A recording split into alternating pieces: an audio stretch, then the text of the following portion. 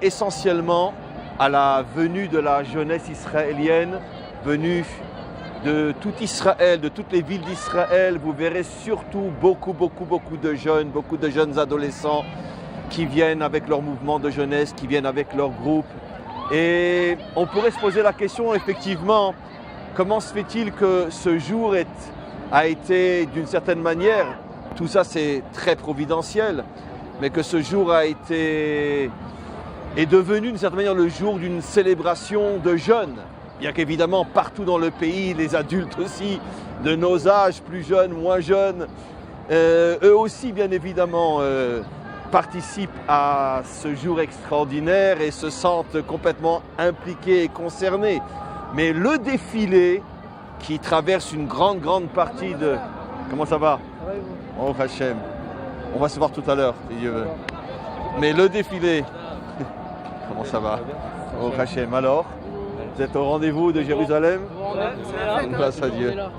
On va se voir tout à l'heure, mais je le dis, on était il y a quelques jours dans une école extraordinaire, une école francophone qui est dans le sud du pays. Et tous ces jeunes Israéliens sont ici. Français. Il était une fois nos ancêtres les Français. Les Gaulois. Voilà, les Gaulois. Aujourd'hui, c'est le présent israélien. On vous souhaite une très grande réussite et on se voit tout à l'heure. Que des bonnes choses. Et donc, j'étais en train de dire que, comme vous le voyez, le défilé, ce sont surtout des jeunes. Et donc, la question qu'on se posait, c'est pourquoi finalement la Providence a voulu, je ne sais pas qui a décidé au départ, que le défilé soit surtout un défilé de jeunes qui traverse une grande partie de Jérusalem. Et donc, je donne ma réponse personnelle, je pense parce que évidemment la jeunesse incarne l'avenir d'Israël. Et ça cadre tout à fait avec le jour aujourd'hui où l'on célèbre finalement le début de la libération de Jérusalem. Mais comme je l'ai déjà expliqué, comme tout le monde le comprend, la libération n'est pas encore totale. Car sur le papier, on peut parler de réunification de Jérusalem, mais quoi qu'il en soit, dans les faits, il est très difficile de pouvoir se promener, de pouvoir s'installer du côté est de Jérusalem, qui est encore entièrement entre les mains de nos voisins. Et donc, finalement, cette réunification reste très symbolique. On n'est qu'au début de la réunification. Mais bien évidemment, l'histoire avance, les progrès se font de génération en génération et bien évidemment, notre peuple méritera de voir très prochainement la véritable réunification de tout Jérusalem où notre peuple pourra s'installer sans aucun problème sur toutes les parties de cette ville éternelle, pas seulement du côté ouest comme c'est le cas aujourd'hui, mais aussi du côté est. Et donc cette jeunesse magnifique incarne peut-être ceux qui auront, j'espère que moi aussi, bien évidemment, mais eux, peut-être plus que moi, auront la chance de pouvoir vivre la réunification totale de Jérusalem avec la possibilité, quand ils seront mariés, de s'installer avec leurs maris, avec leurs épouses, avec leurs enfants, de s'installer aussi du côté est de la ville, quand toute la ville sera réunifiée.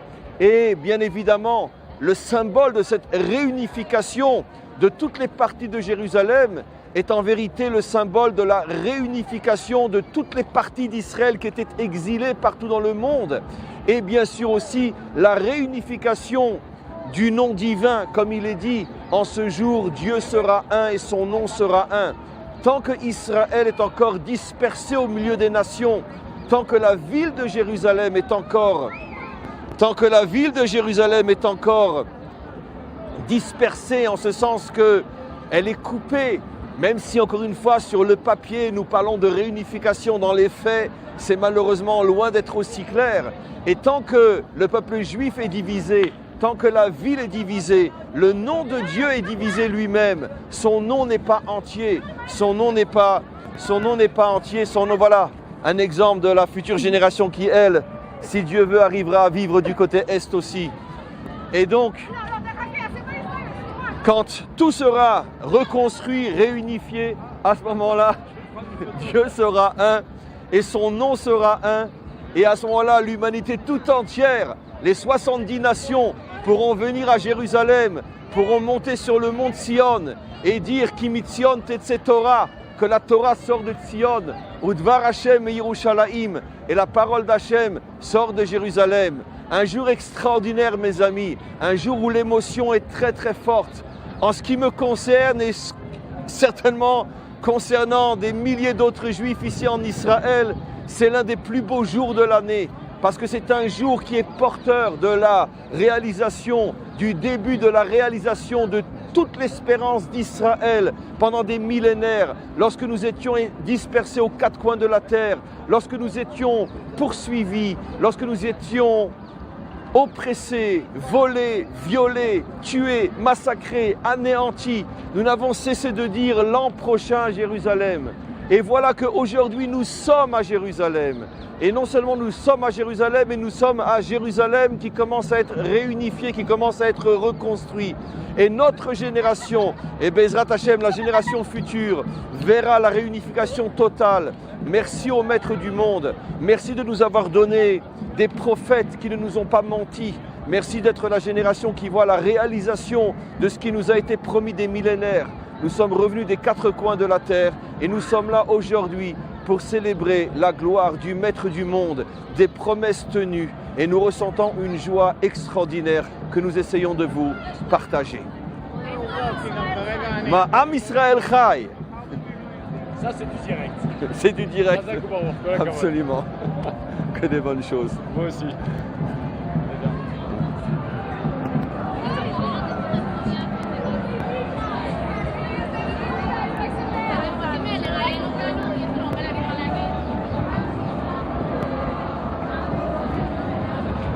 אנחנו בלייב עם כל העולם, אבל בצרפתית. אני יכול לדבר איתכם משהו? כן? Un exemple, אני אתרגם לכם. אני רוצה לומר לציבור, אלפים ששומעים עכשיו בלייב, את מה שאנחנו עושים אבל בשפה הצרפתית. דיברתי על קיבוץ גלויות, אז אתם גם דוגמה כל כך חיה, כל כך חזקה של קיבוץ גלויות, שעם ישראל מתקבץ ומתחבר והופך להיות עם אחד בארצו. Un exemple ici, ces jeunes venant d'Éthiopie, נכון? כן, כן. Ces jeunes venant d'Éthiopie, cette partie d'Israël qui était coupée de son peuple pendant des millénaires, je crois que c'est déjà depuis l'époque, c'est כבר מהחורבן בית ראשון, נכון? כן. Que déjà depuis l'époque du premier temple, une partie d'Israël qui a été perdu, qui a quitté Israël, qui a quitté l'ensemble du peuple juif et qui est revenu sur sa terre seulement il y a quelques années. Voilà la preuve de la réalisation des prophéties. C'est ההוכחה, העדות שכל מה שהנביאים אמרו על כל מתקיים, מתחיל להתקיים בדור הזה. אתם העדות החיה, כמו כולנו, אני בא מצרפת, אתה בא מאתיופיה, וזה בא מאמריקה, זה בא מרוסיה. אנחנו עם אחד שמתאחד בארצו, בעזרת השם. אוקיי, on continue. תודה רבה. תודה רבה. יאללה.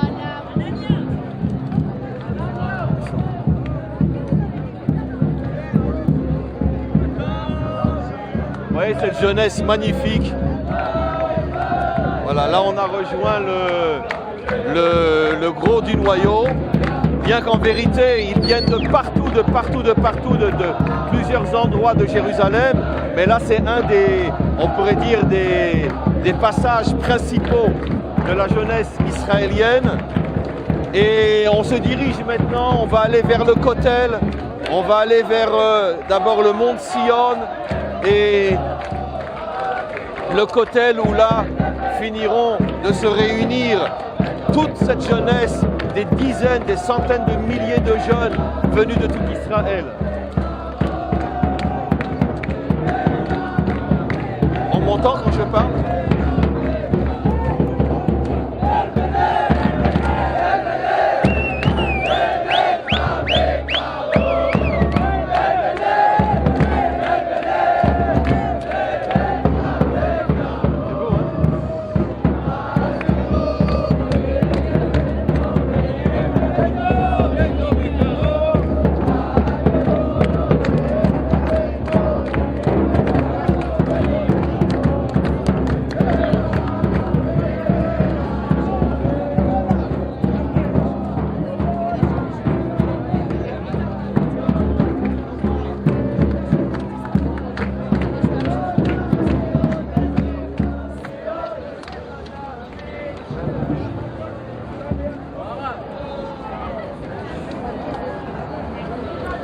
Voilà, donc comme je vous ai dit, on se dirige doucement vers le mont Sion et après le Kotel.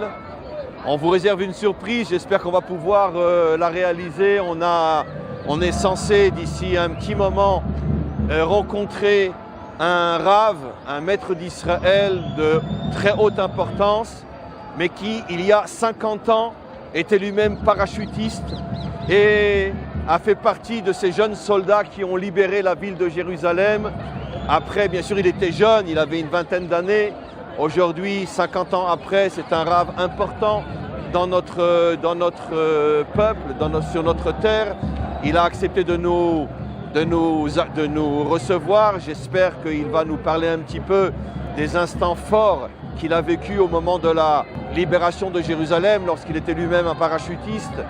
Et il faut savoir la chose suivante, c'est que cette libération de Jérusalem est un véritable miracle, l'un des signes les plus clairs de la volonté d'Hachem de redonner cette ville à son peuple. Pourquoi ? Vous pourrez vérifier dans toutes les sources historiques qui diront, sauf bien sûr celles qui sont de mauvaise foi, il doit y en avoir aussi, surtout quand ça concerne l'histoire juive, mais la grande majorité ne sont pas à ce point de mauvaise foi. Vous verrez que dans toutes les sources historiques, bien sûr écrites par des non-juifs, pour avoir une preuve que ce n'est pas de la récupération de l'histoire, vous verrez comment les choses sont expliquées. Au moment donc de la guerre des 6 jours, puisqu'il y a 50 ans, aujourd'hui, Jérusalem donc est libérée, on est en pleine guerre des 6 jours. איפה הכותל? אתה שואל איפה הכותל?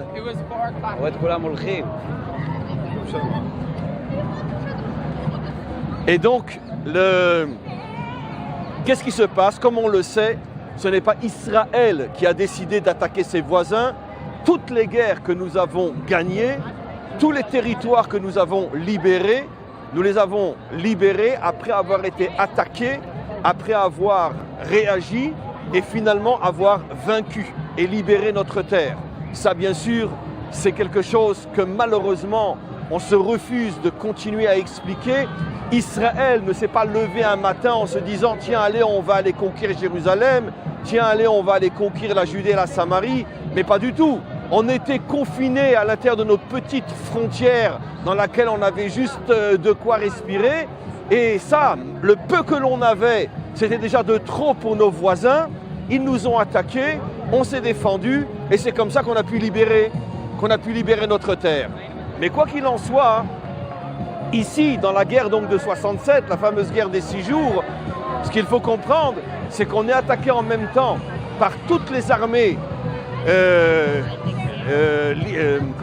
libyennes, irakiennes, égyptiennes, syriennes et le Liban, libanaise aussi, et d'autres sans doute que j'ai oublié. Tout ce qu'il y avait d'arabes dans le monde nous attaque à ce moment-là. Et pour l'instant, au début, la guerre a duré 6 jours, mais au début, un instant, tu m'entends quand je m'éloigne? Même quand je m'éloigne, tu m'entends? Mais au début, la Jordanie n'a pas pris part à l'attaque contre Israël. Et au bout de 48 heures, 3 jours, je ne sais plus exactement, les Jordaniens ont décidé, eux aussi, de se battre contre nous. À ce moment-là, l'État d'Israël a fait savoir à la Jordanie de ne pas bouger parce que ça allait mal se terminer pour eux. Mieux vaut qu'ils restent sur place et qu'ils n'attaquent pas.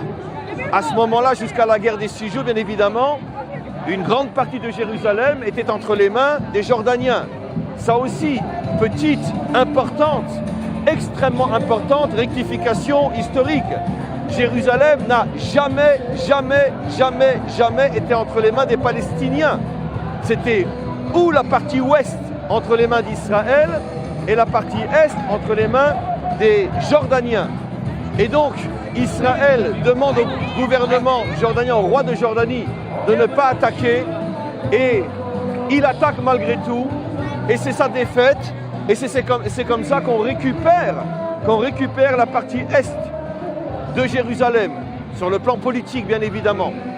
Et donc finalement, le maître du monde a mis dans la tête du roi de Jordanie, alors qu'il était déjà en train de constater au bout du 2e ou 3e jour de guerre, que de toute façon, les armées arabes étaient en train de perdre. C'était une folie totale en ce qui le concerne de nous attaquer, puisque de toute façon, ils étaient en train de perdre. Et malgré tout, ils nous attaquent, et finalement, ça se solde par la libération totale de Jérusalem. Un véritable miracle, parce qu'ils n'avaient absolument aucune raison de nous attaquer, alors que de toute façon, c'est une toute petite armée, et qui de toute façon voyait que les armées 100 fois plus puissantes que lui étaient en train déjà de perdre face à Israël. Et malgré tout, et encore une fois, le miracle est que le gouvernement israélien a demandé au roi de Jordanie de ne pas attaquer, et malgré tout, dans un vent de folie qui va lui coûter la perte de Jérusalem, il nous attaque malgré tout. Et donc, un véritable miracle qui montre que tout ça, finalement, ce sont les desseins du Maître du monde qui nous aident non seulement à récupérer notre terre, mais qui nous aident à récupérer Jérusalem. Donc, véritablement, bien évidemment, vous recevez ici des informations, une explication, une lecture de l'histoire que malheureusement vous n'entendrez et vous ne lirez nulle part ailleurs de cette manière-là. Aksamea.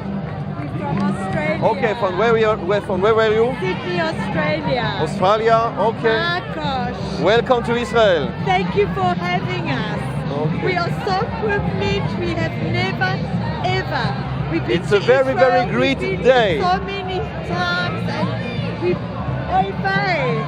Okay. We have in live with all the world. Taksamea to everyone. We are privileged to be here. I've never experienced Israel like this before, but it's just a privilege. Thank you for having us. Thank you very much. Shalom. Sorry. Shalom, my shalom. C'est une personne qui vient d'Australie. I translate it in French. Ok. Ah, très bien. Alors parlez en français. En français. Non, même pas. Ok. Donc cette personne, ce couple vient d'Australie.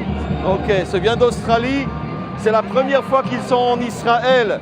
Aujourd'hui, jour de Jérusalem, ils sont bouleversés par la puissance de la joie qui se déverse dans les rues de Jérusalem.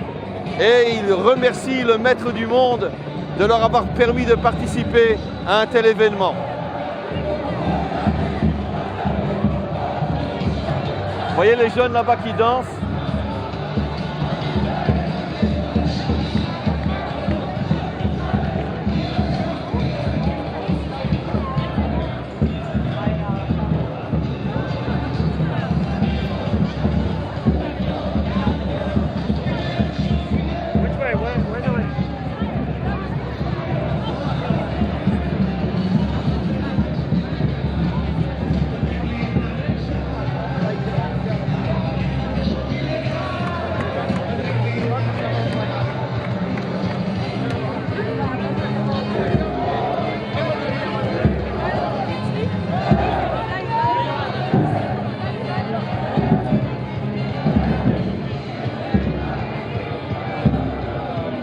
C'est ça la force de notre peuple. C'est cette jeunesse tellement motivée pour sa nation, tellement motivée pour son histoire, tellement motivée pour son héritage. C'est ce qui nous différencie de tous les autres peuples. Parce que, comme on le sait,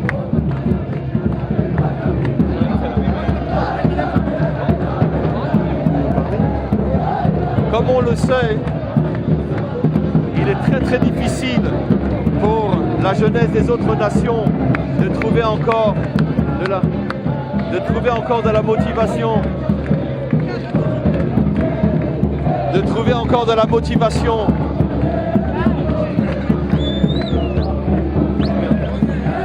Oh il faut absolument qu'on se voit, absolument. De trouver de la motivation. אתה מדבר צרפתית או עברית? צרפתית מאיפה אתם? מעלי. Hein? מעלי. Ah, Mélie. Oh, c'est très bien, j'ai besoin de toi. juste je termine. Il est très difficile de voir dans les autres nations une telle motivation pour son peuple, pour son histoire, pour sa tradition. Et toute cette jeunesse-là, c'est elle qui assure notre force. C'est grâce à elle que nous pouvons avoir la certitude que le projet divin qui a commencé va aboutir. On a rencontré par hasard un groupe de jeunes francophones. Vos parents ont fait l'Alia? Mes parents, oui, moi je suis né ici après combien de mois? Lui, il est né en France. Vous êtes né en France encore? Et les parents sont où? Vous êtes à Élie? Ouais. Quelle famille? Ben Kumoun. Ben Kumoun. Mais combien de temps vous êtes à Élie? 16 ans. 16 ans. À tes parents, ça fait longtemps qu'ils sont montés. Ouais. Je vois pas qui c'est. Pourtant, je connais à Élie les francophones, mais je vois pas qui c'est. Ils habitaient à Marseille. Oui. Ah, très bien. Et vous, ça fait combien de temps que vous êtes montés? 7 ans. 7 ans. À Élie aussi? Les parents sont installés à Élie? Alors, un petit mot pour le monde entier. Ça fait quoi d'être un jeune en Israël? Très bien. Comment? Quoi? On est très content on est très content d'être à Jérusalem, ici en Israël, et de fêter tout ça là maintenant avec tout le monde. Très bien. Et toi, qu'est-ce que tu dis à tous les Français, venez en Israël, et c'est très bien. Je vous conseille de venir en Israël. Voilà. Que des bonnes choses, une grande réussite dans tout ce que vous faites.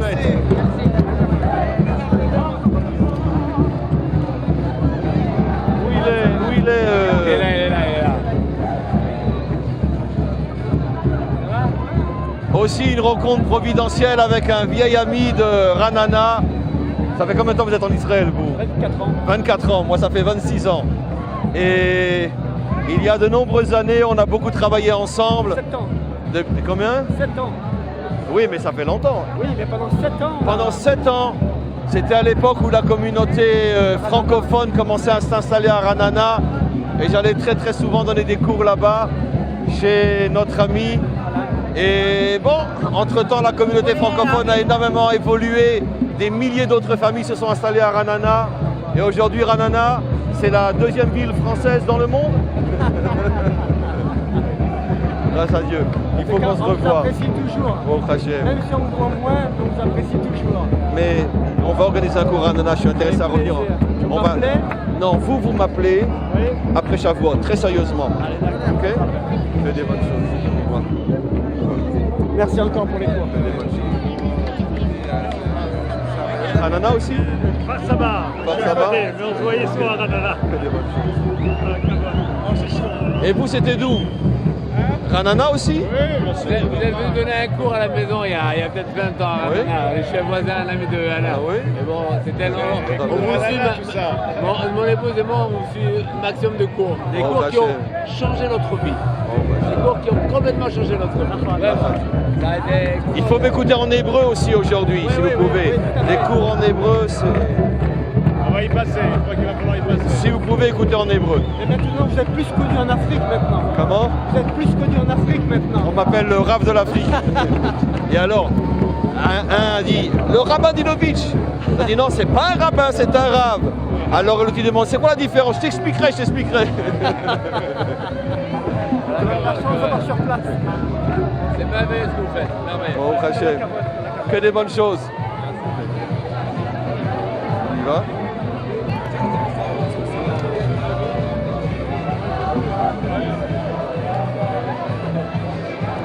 Je vais prendre une photo avec vous. Je suis à vue, moi.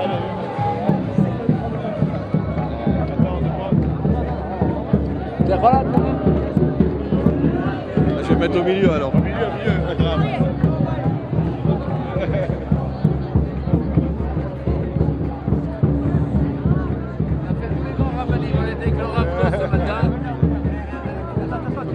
Toda. Que des bonnes choses. Attends, 2 secondes. C'est pas tous les jours. Allez. Super. Merci encore. Chaque année, je me dis, il faut que je prenne un jour de congé, parce que c'est une honte d'aller travailler un jour comme ça. Et cette année, c'est arrivé. Bon, Hachem, 50e année. Je vous appelle après chaque fois. Très sérieusement. À quelle heure vous voulez que je vous appelle? Dans l'après-midi. Tu vas?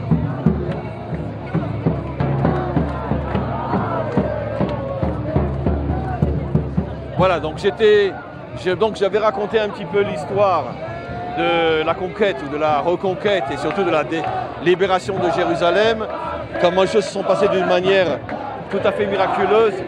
De toute façon, je reviens sur ce point essentiel.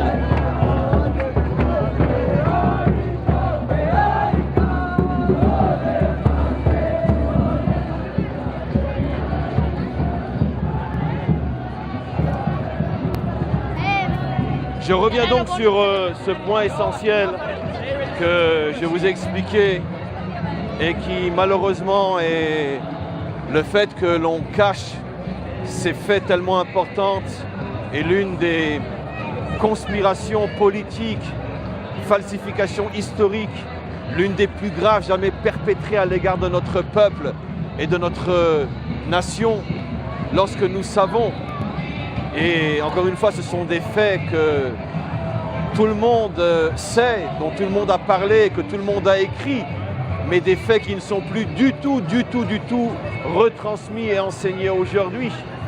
En ce sens qu'on parle constamment des territoires occupés, on parle des colons, on parle de l'occupation et de toutes ces cochonneries dans la bouche de tous ces journalistes et de tous ces politiciens qui falsifient l'histoire, qui mentent et qui vous mentent, parce que les choses ne se sont absolument pas passées comme on vous les raconte, bien évidemment. C'est nous qui n'avons cessé d'être attaqués. C'est à chaque fois le même scénario. Les armées arabes nous attaquent parce qu'elles n'acceptent pas le petit territoire que nous avons, car au moment du partage de ce que eux appellent la Palestine, le peuple juif a reçu et a accepté une bande, un territoire tellement minuscule, tellement ridicule, que lorsque quelqu'un au sud de ce territoire éternuait, quelqu'un d'autre au nord de ce territoire pouvait lui dire « à vos souhaits », tellement c'était petit. Mais le peuple juif s'est contenté de ce qu'on lui a donné, parce qu'un juif est toujours content de ce qu'il a.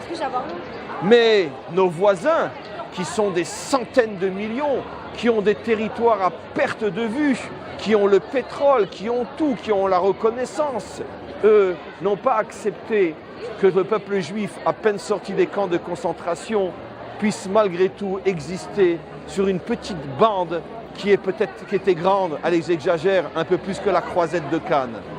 J'exagère bien sûr, mais dans les proportions par rapport à ce qu'eux avaient, c'est comme la croisette de Cannes ou la croisette de Nice, peu importe. Ils nous attaquent. Ils nous attaquent pour nous détruire, ils nous attaquent pour nous exterminer, ils nous attaquent pour terminer le travail commencé par Hitler. Ça fait seulement 3 ans, en 1948, qu'on est sorti d'Auschwitz.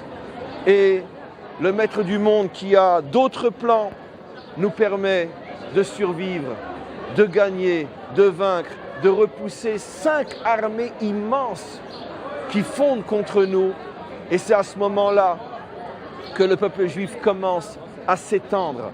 Mais s'étendre où et s'étendre comment? Pas sur des terres arabes, pas sur des terres musulmanes, sur sa terre, sur son pays, retrouvé après des millénaires d'exil, des millénaires de dispersion. Et ça reste, même après la guerre de 1948, relativement petit, minuscule, le tiers de l'Alsace d'aujourd'hui. Et nous, ça nous suffit. On vit dans le tiers de l'Alsace d'aujourd'hui. Mais non, en 1967, ils nous attaquent une fois de plus, car même le tiers de l'Alsace, c'est trop déjà pour les Arabes. Et donc ils nous attaquent à nouveau en 1967. Et à nouveau, le même scénario. Ils viennent pour nous jeter à la mer, le maître du monde a d'autres plans, et finalement, c'est une victoire, et on s'étend un peu plus. On ne s'étend pas chez eux, on s'étend chez nous, car c'est notre terre.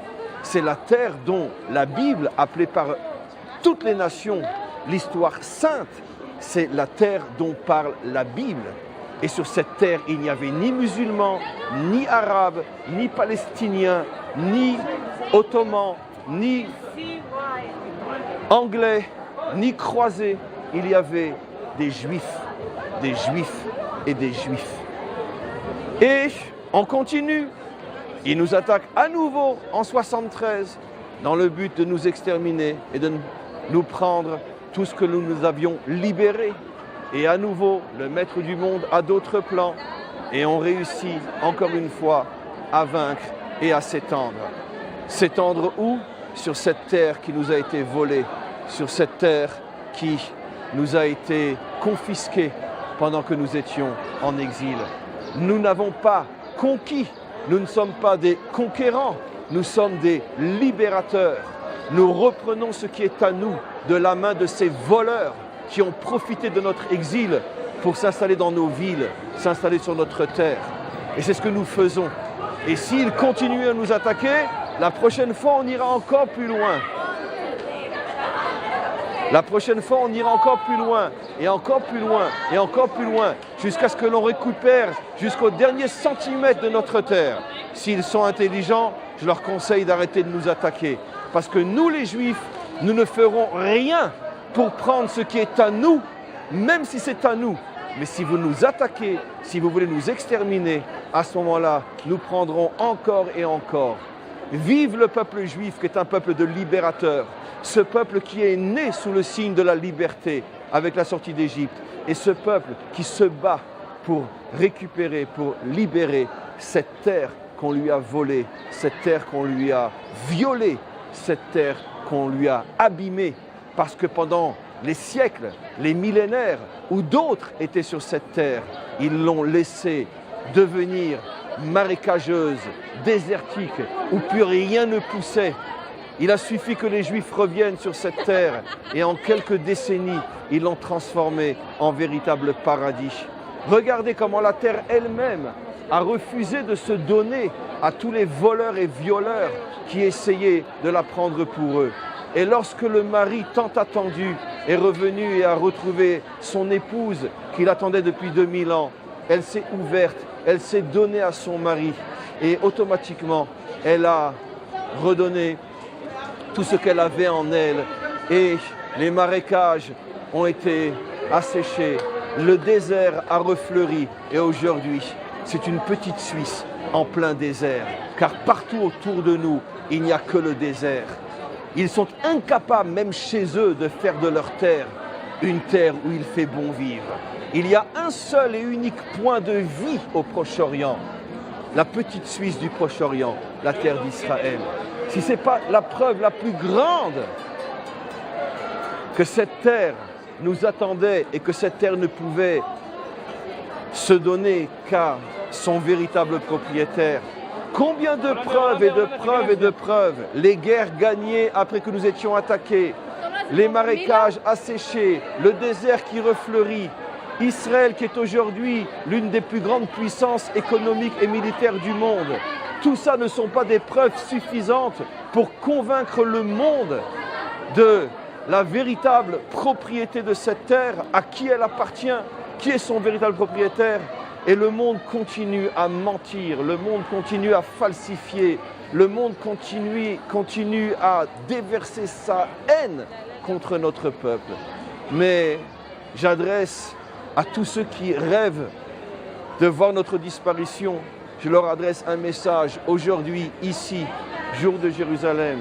Ça fait des millénaires que vous essayez et à chaque fois que vous essayez, on en ressort plus fort que jamais. Et donc, un seul conseil, mes amis, arrêtez de taper sur le peuple juif, parce que plus vous tapez dessus et plus vous le transformez en géant, plus vous dévoilez en lui les forces infinies, cette puissance inimaginable qu'il cache au plus profond de lui. Et finalement, en essayant de le détruire, vous l'aidez à se reconstruire. Donc, tôt ou tard, arrivera le jour où ici, à Jérusalem, toutes les nations du monde se réuniront et toutes ensemble proclameront l'authenticité de la Torah d'Israël, l'authenticité du Dieu d'Israël et la véracité de l'histoire d'Israël. Et tous ensemble reconnaîtront que cette terre appartient à notre peuple et tous ensemble viendront participer au dévoilement de la lumière du Maître du monde qui sortira, qui jaillira de Jérusalem et qui se répandra dans le monde entier. Voilà, on arrive maintenant au pied, l'un des pieds, parce qu'il y a différentes entrées possibles sur le mont Sion. On arrive à l'une des entrées du mont Sion. On va dans quelques instants pouvoir voir les murailles qui entourent la vieille ville.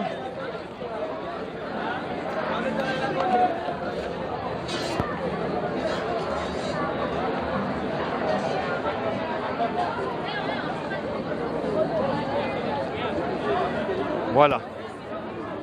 On arrive maintenant à l'entrée, l'une des entrées du mont Sion, les murailles de la vieille ville, bon, que tout le monde connaît bien évidemment. Et dans quelques instants, on serait au Kotel. Voilà, on vous donne ici une perspective très belle. Tu peux, Shmuel, filmer les buildings qui se construisent là-bas. Je pense qu'on les verra. Aussi une image très très symbolique. Le vieux Jérusalem qui est donc de l'autre côté des murailles.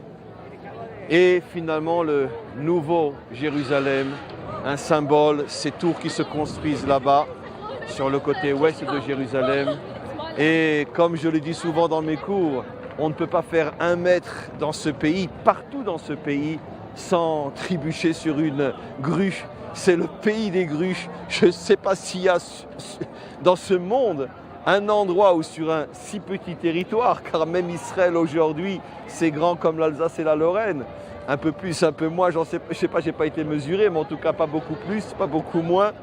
Et sur un territoire aussi petit, vous avez tous les mètres, vous avez une grue. Un pays qui explose, qui est en pleine construction. C'est quelque chose d'absolument inimaginable. Non seulement notre peuple ne cesse de revenir et ne cesse de se multiplier sur cette terre, mais aussi les enfants qui naissent. Et donc les enfants, les petits-enfants, tout ce monde, il faut bien le loger. Et c'est pour ça que on voit rien que sur le plan que je vous ai montré, bon, Shmuel ne filme plus, mais je vais compter à haute voix. Rien que sur le plan qui était en face de vous, on voit les 2 buildings en face. Je compte, bon, c'est loin, je compte 1, 2, 3, 4, 5 grues, rien que sur le petit plan que je vous ai filmé tout à l'heure. Voilà, on va continuer à avancer. À quelle heure on a rendez-vous? 6h30.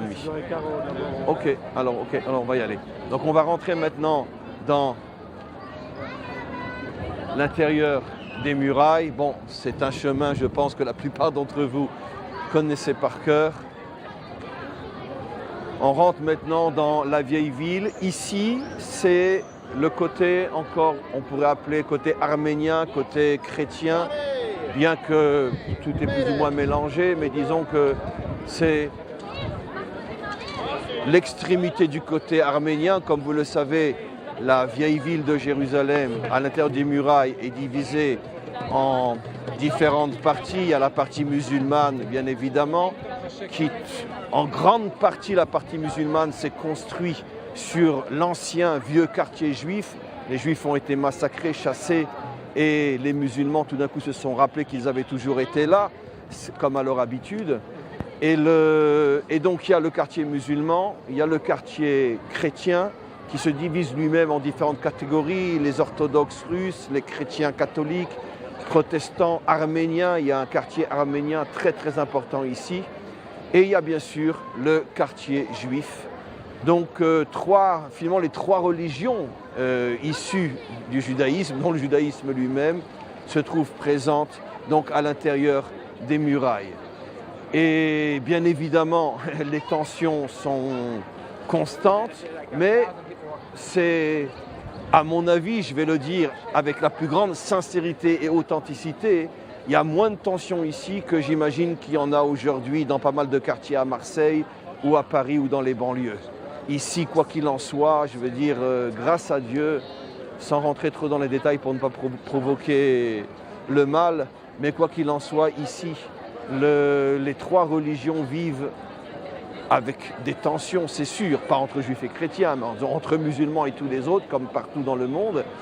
Mais malgré tout, c'est un endroit qui est beaucoup, beaucoup plus sûr qu'aujourd'hui la plupart des banlieues en Europe, en France et partout ailleurs. Aussi paradoxal que ce soit, on est au cœur de Jérusalem, dans l'atome même, puisqu'on est sur le mont Sion.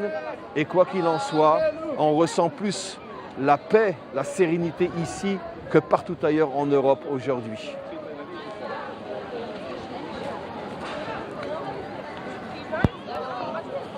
Voilà, vous voyez devant vous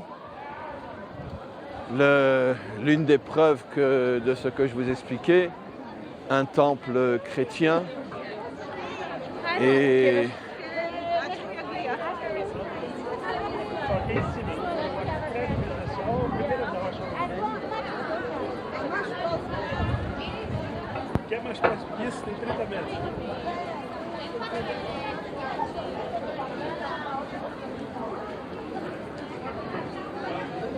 voilà, on se dirige vers notre rendez-vous avec le rabbin parachutiste, enfin un parachutiste il y a 50 ans, un homme très très intéressant.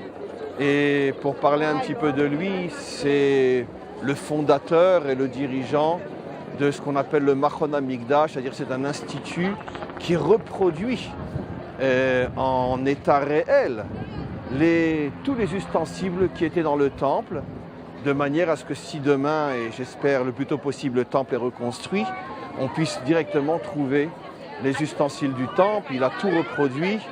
C'est un travail énorme, énorme, énorme. C'est un endroit qu'on peut visiter. Bon, nous, on le fera peut-être un jour, où on peut voir l'Arche Sainte, on peut voir le candelier, on peut voir la table, on peut voir tout. Tous les ustensiles qui étaient utilisés, tout est reconstruit dans cet institut et prêt à être utilisé si demain c'était nécessaire. Et donc ça c'est une de ses vocations et bien sûr un travail qu'il fait depuis de très très nombreuses années. C'est pas quelque chose qui s'est fait comme ça du jour au lendemain. Ça demande d'abord des études extrêmement précises et minutieuses pour se mettre d'accord sur la forme des ustensiles, car nous n'avons plus de témoignages réels aujourd'hui de ce qu'ont été les ustensiles, nous n'avons que des textes. Mais vous savez tous et toutes qu'un texte reste très théorique quand il faut après réaliser dans les moindres détails. C'est très compliqué, on peut imaginer que pour faire l'Arche Sainte, pour la reproduire, ça leur a peut-être pris 5 ou 10 ans, rien qu'au niveau de l'étude, de la conception et après de la réalisation. Et ça demande aussi bien évidemment des frais énormes. Ils ont besoin de soutien très très important puisque tout est fait en or. Enfin, beaucoup de choses sont faits en or. Je ne sais pas si vous imaginez une armoire de 2 mètres de haut entièrement en or. Vous imaginez ce que ça doit coûter. Et donc au niveau des artisans qui travaillent, au niveau des matériaux utilisés, au niveau de l'étude investie et des conseils et des maîtres et des sages qui participent à la construction, à l'élaboration de ces ustensiles. Vous imaginez donc que c'est une œuvre qui peut durer pendant 30 ou 40 ans et qui nécessite bien sûr des millions. Apparemment, on ne peut pas passer par là.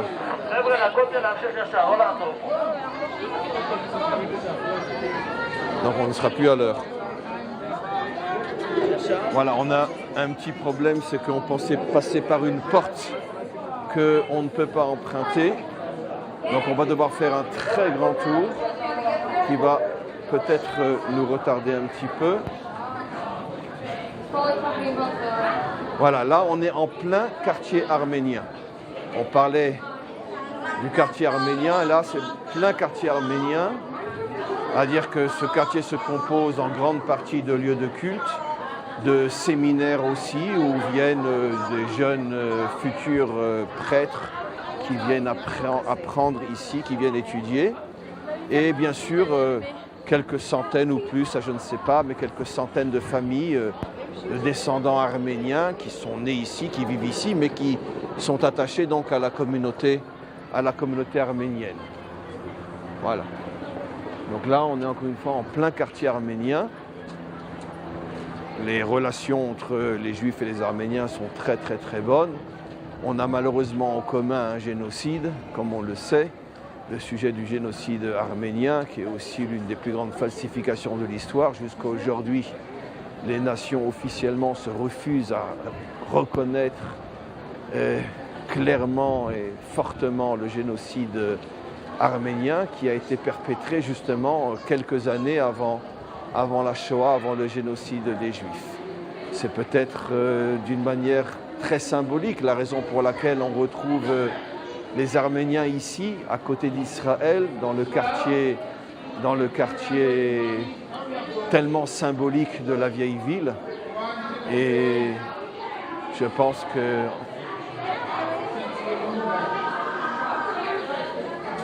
ce qu'ils ont traversé eux aussi leur donne très certainement le mérite d'être là.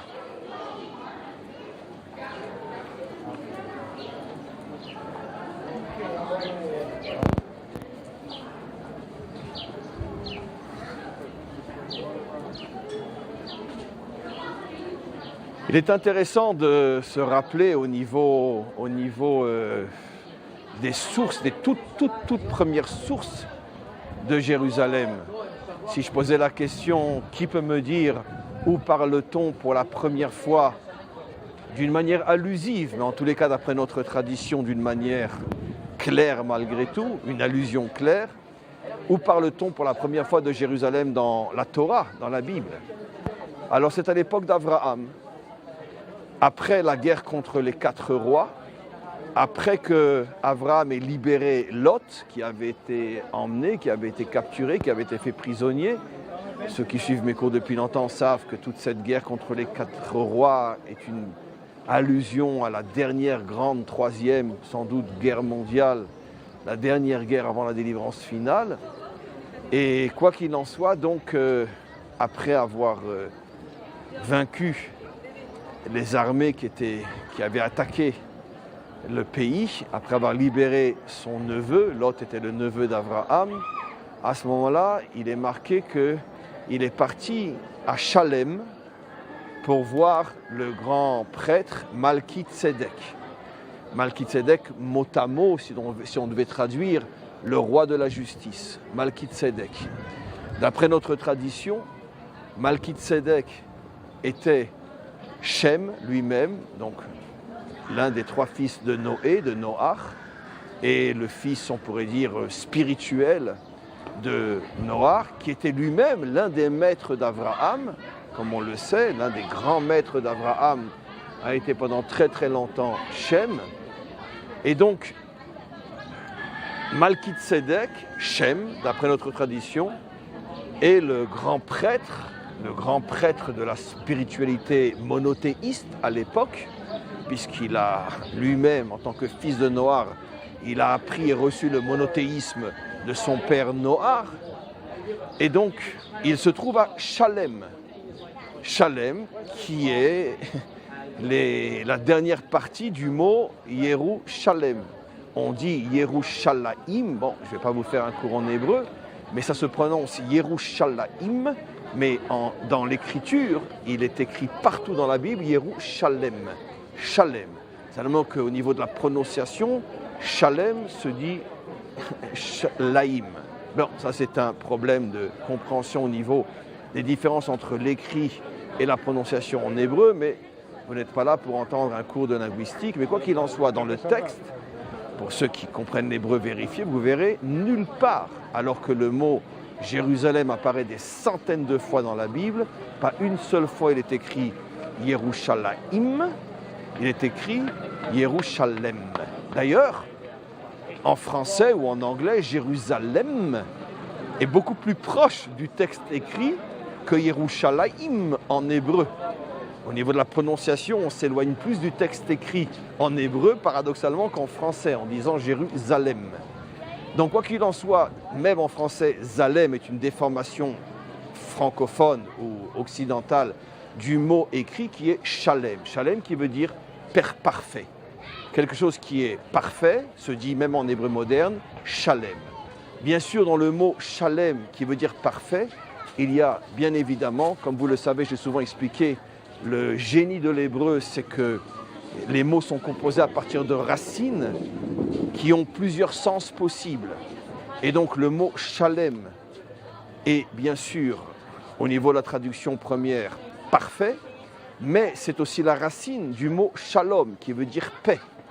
Ce qui veut dire que la raison pour laquelle, dans toutes les traditions, Jérusalem est appelée la ville de la paix.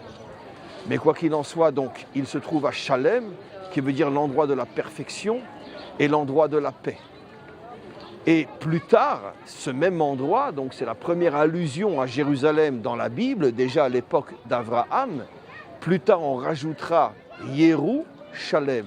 On rajoutera deux lettres, Yerushalem, et nos maîtres expliquent pourquoi. Le prophète de l'Afrique. Prophète de l'Afrique, d'où vous savez? J'ai entendu votre cours. Bon, très bien. Et donc,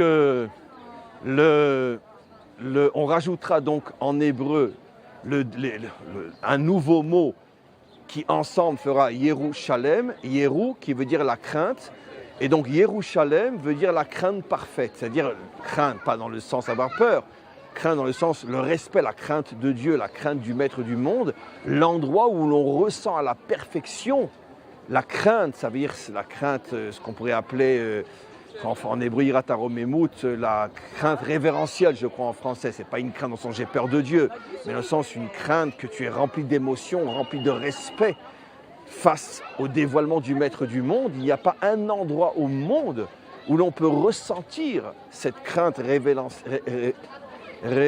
avez compris, révérentielle, bon peu importe, cette crainte parfaite autant qu'ici à Jérusalem. Et c'est pour ça donc que nos maîtres ont rajouté au mot Shalem, qui veut dire perfection, Yerushalem, pour bien nous faire comprendre qu'ici à Jérusalem, on a un dévoilement de la lumière, de la puissance, de la grandeur d'Hachem comme nulle part au monde. Et c'est ce qui amène ce sentiment de respect, de crainte, de révérence face au maître du monde ici à Jérusalem comme nulle part ailleurs. Mais quoi qu'il en soit, Israël, notre peuple, a rajouté l'allusion donc à la crainte parfaite, au mot Shalem qui était au départ et pendant des siècles, voire des millénaires, le nom de Jérusalem. Shalem, c'est-à-dire l'endroit de la perfection, l'endroit de la paix. Et donc, on a, comme je viens d'expliquer, une allusion très ancienne donc à Jérusalem.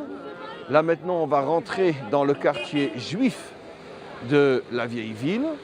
On est passé par le quartier arménien. Maintenant, comme on a dû faire un détour, car une des entrées qu'on voulait emprunter était fermée, on revient maintenant là où on voulait arriver dès le départ, dans le quartier juif, où on a rendez-vous donc avec le Rav en question. Mais quoi qu'il en soit, donc, juste, je veux continuer à expliquer pourquoi cet endroit, donc, depuis toujours, s'appelle Shalem, l'endroit de la perfection, l'endroit de la paix, parce que la perfection fait allusion à l'union entre les contraires, l'union entre Dieu et son monde, l'union entre l'âme et le corps, l'union entre la spiritualité et la matérialité, l'union entre toutes ces forces qui partout ailleurs sont constamment en conflit et s'opposent l'une à l'autre. Et ici à Jérusalem, ces forces sont censées se retrouver, s'unir, s'harmoniser, s'équilibrer, être dans la paix. Et quand on trouve cette paix, alors on atteint véritablement la perfection. Et donc voilà l'origine du mot Shalem. Et finalement, ce qui est extraordinaire, c'est que le premier juif à avoir découvert cet endroit était Abraham, premier père fondateur d'Israël.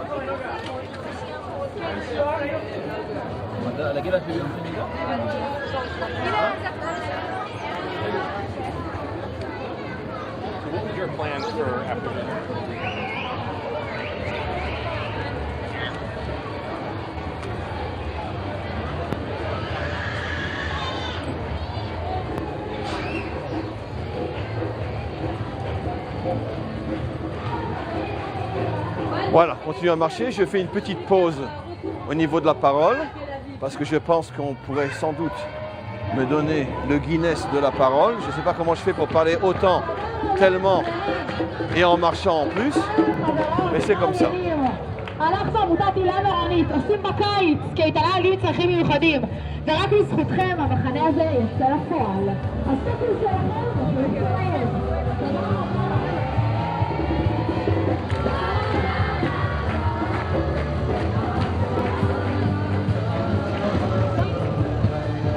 Ah là.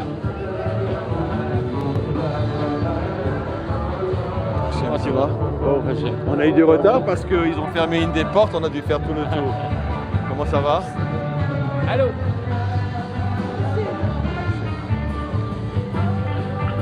Alors, bon, moi ça fait 2 heures que je parle, non pas 2 heures, enfin ça fait 1 heure que je parle, j'en peux plus. Alors, peut-être pour notre public en live, c'est vous qui allez parler maintenant. Allô? Attends, on va rassemble tous, ils sont déjà...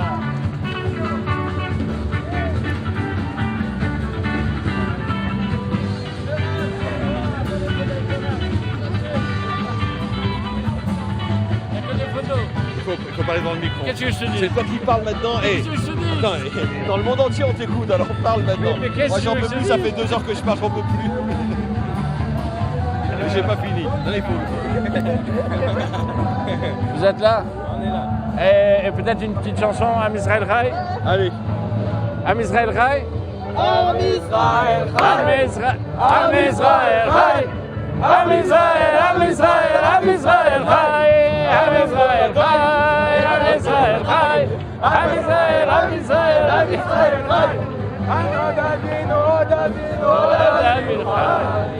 Avinu Chai! Od Avinu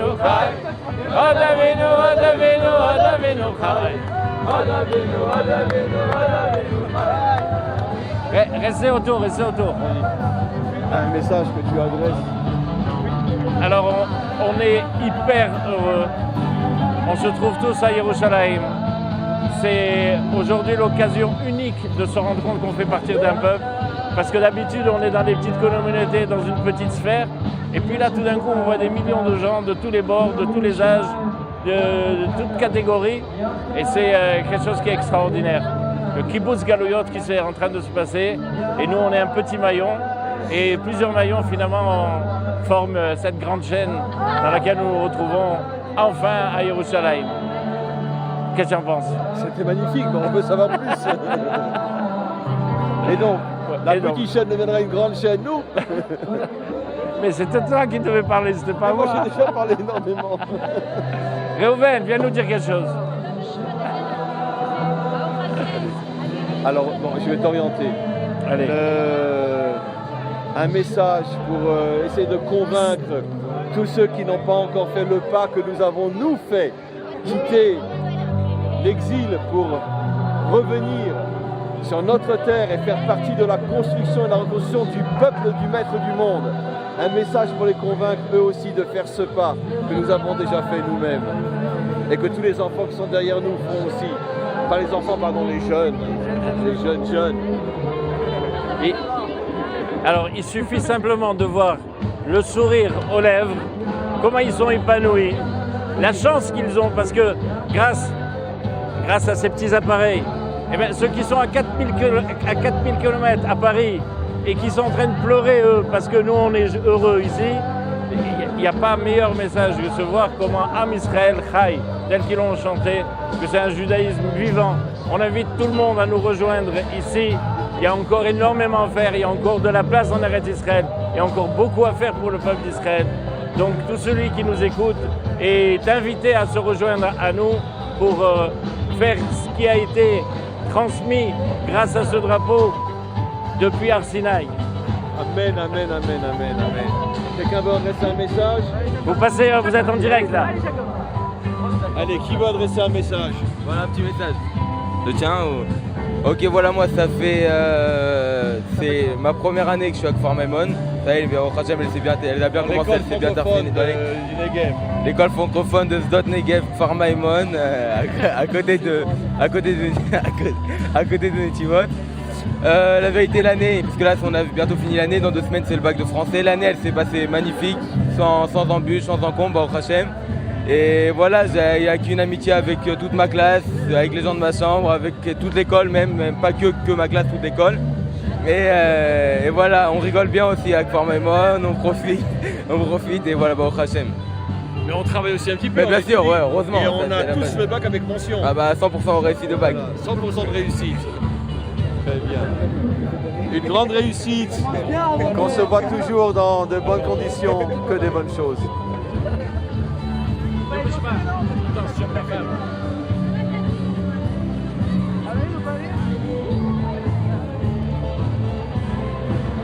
On y va, je vois chez le Rav. Allez.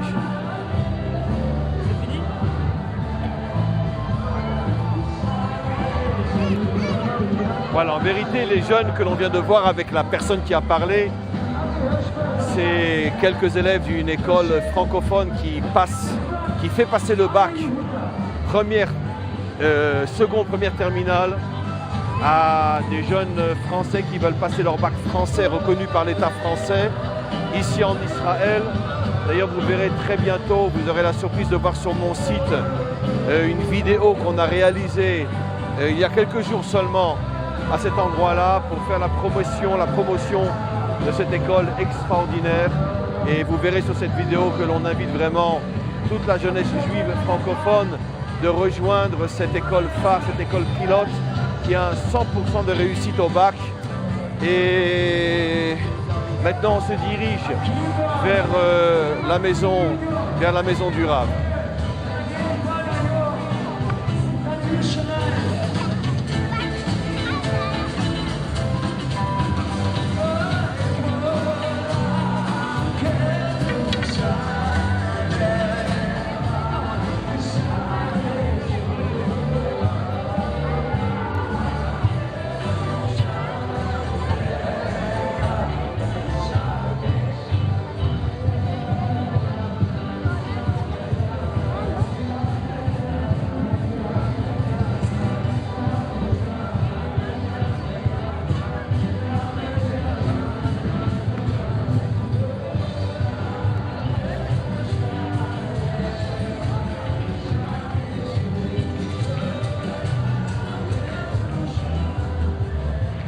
Voilà, là on se faufile dans les petites rues du quartier juif, qui est en vérité, sachez, bon là aussi on devrait consacrer des heures à expliquer, c'est ici au départ, à l'époque du temple, c'était essentiellement le quartier des Kohanim, des prêtres, parce que la ville de Jérusalem était un peu plus bas, et ici, pour être très proche du temple, puisque là on est à 5 minutes à pied de l'endroit où le temple va être reconstruit et là où il était jusqu'à présent, jusqu'à sa destruction il y a 2000 ans, était très prochainement reconstruit si Dieu veut. Mais quoi qu'il en soit, donc c'était essentiellement un quartier de Kohanim, de Lévi'im, c'est-à-dire tous ceux qui finalement travaillaient, exerçaient leur service dans le temple. Maintenant évidemment, comme il n'y a pour l'instant pas encore le temple, donc ce n'est pas spécialement un endroit de Kohanim, bien évidemment, vivent ici toutes sortes de juifs. Mais on peut très certainement envisager que lorsque le temple sera reconstruit, à nouveau s'installeront ici essentiellement des Kohanim. Tu sais où c'est?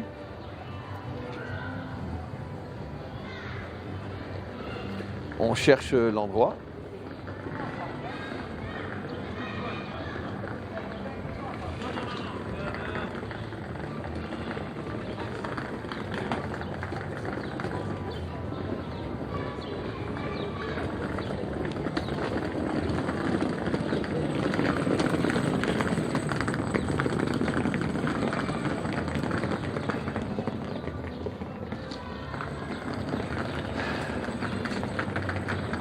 Filme un petit peu les habitations, Shmuel, les habitations pour que les gens voient un petit peu.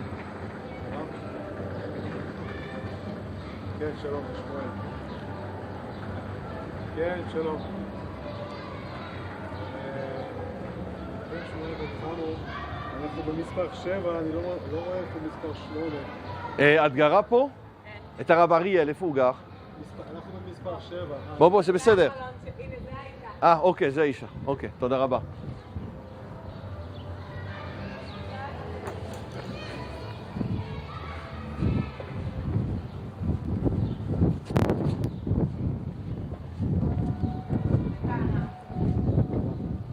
Voilà, on a trouvé, on va pouvoir monter.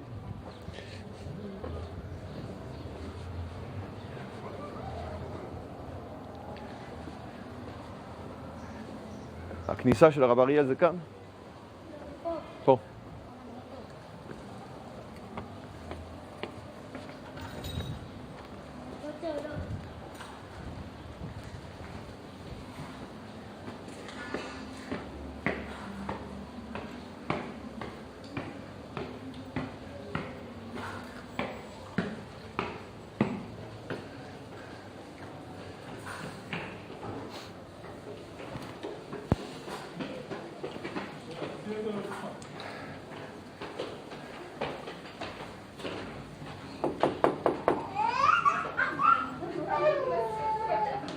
שלום. שלום, יש לנו פגישה עם הרב. כן. שלום. סמיר.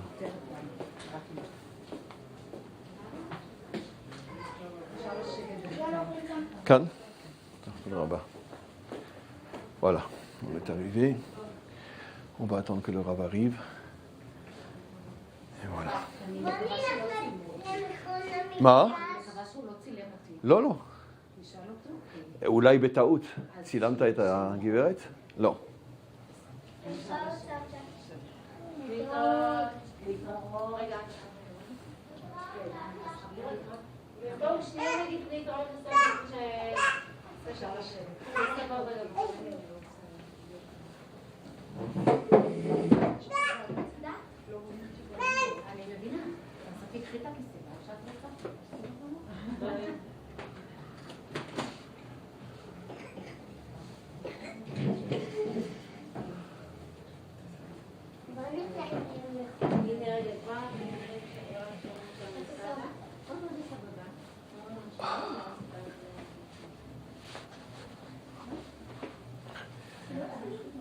Voilà, voilà. Peut-on savoir combien de... Ça va? Tout va bien?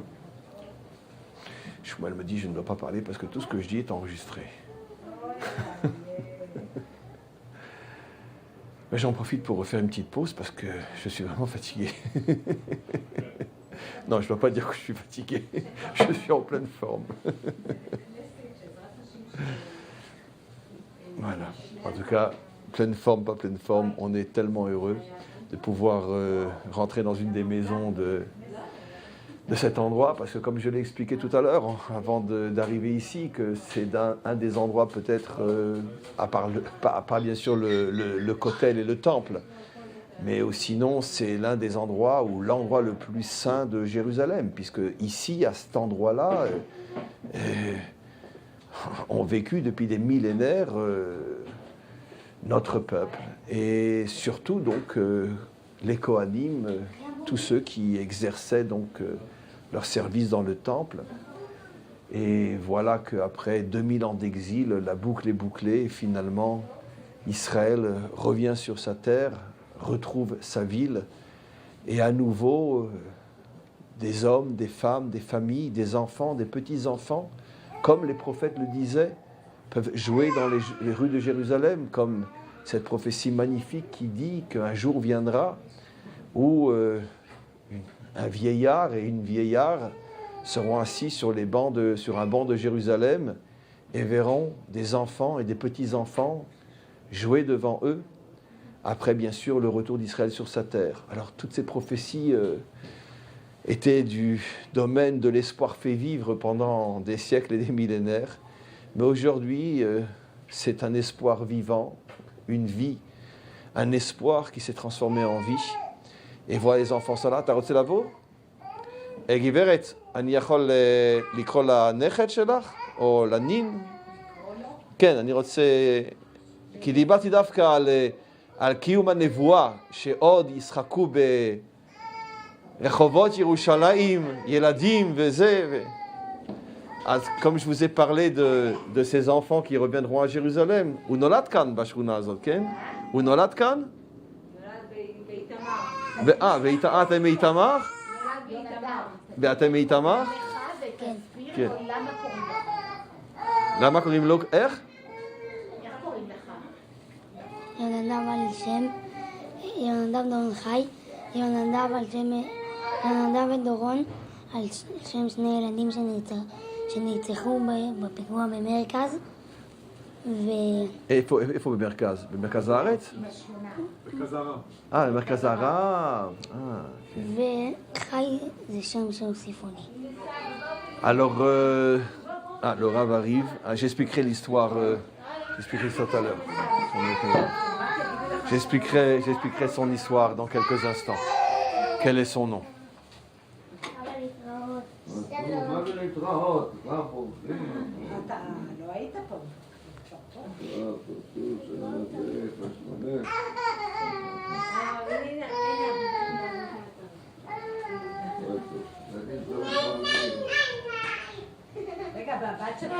תודה רבה רב שהסכמתם לקבל אותנו.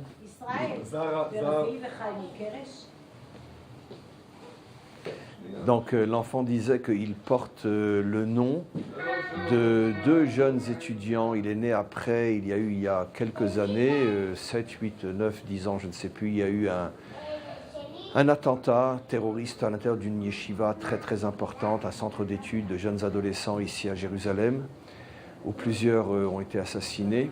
Et donc lui est né après, ses parents lui ont donné un nom qui porte deux des noms, donc un nom double, deux des noms de deux jeunes étudiants qui ont été assassinés pendant cet attentat terroriste. Et donc il a dit ça avec beaucoup de fierté, comme quoi finalement il était la continuation vivante de ceux qui ont donné leur vie pour que puisse vivre et survivre le peuple juif sur sa terre.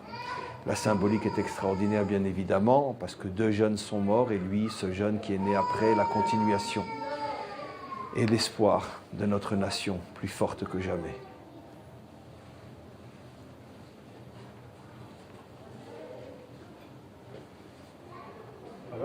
זה הרב חיים דינוביץ'.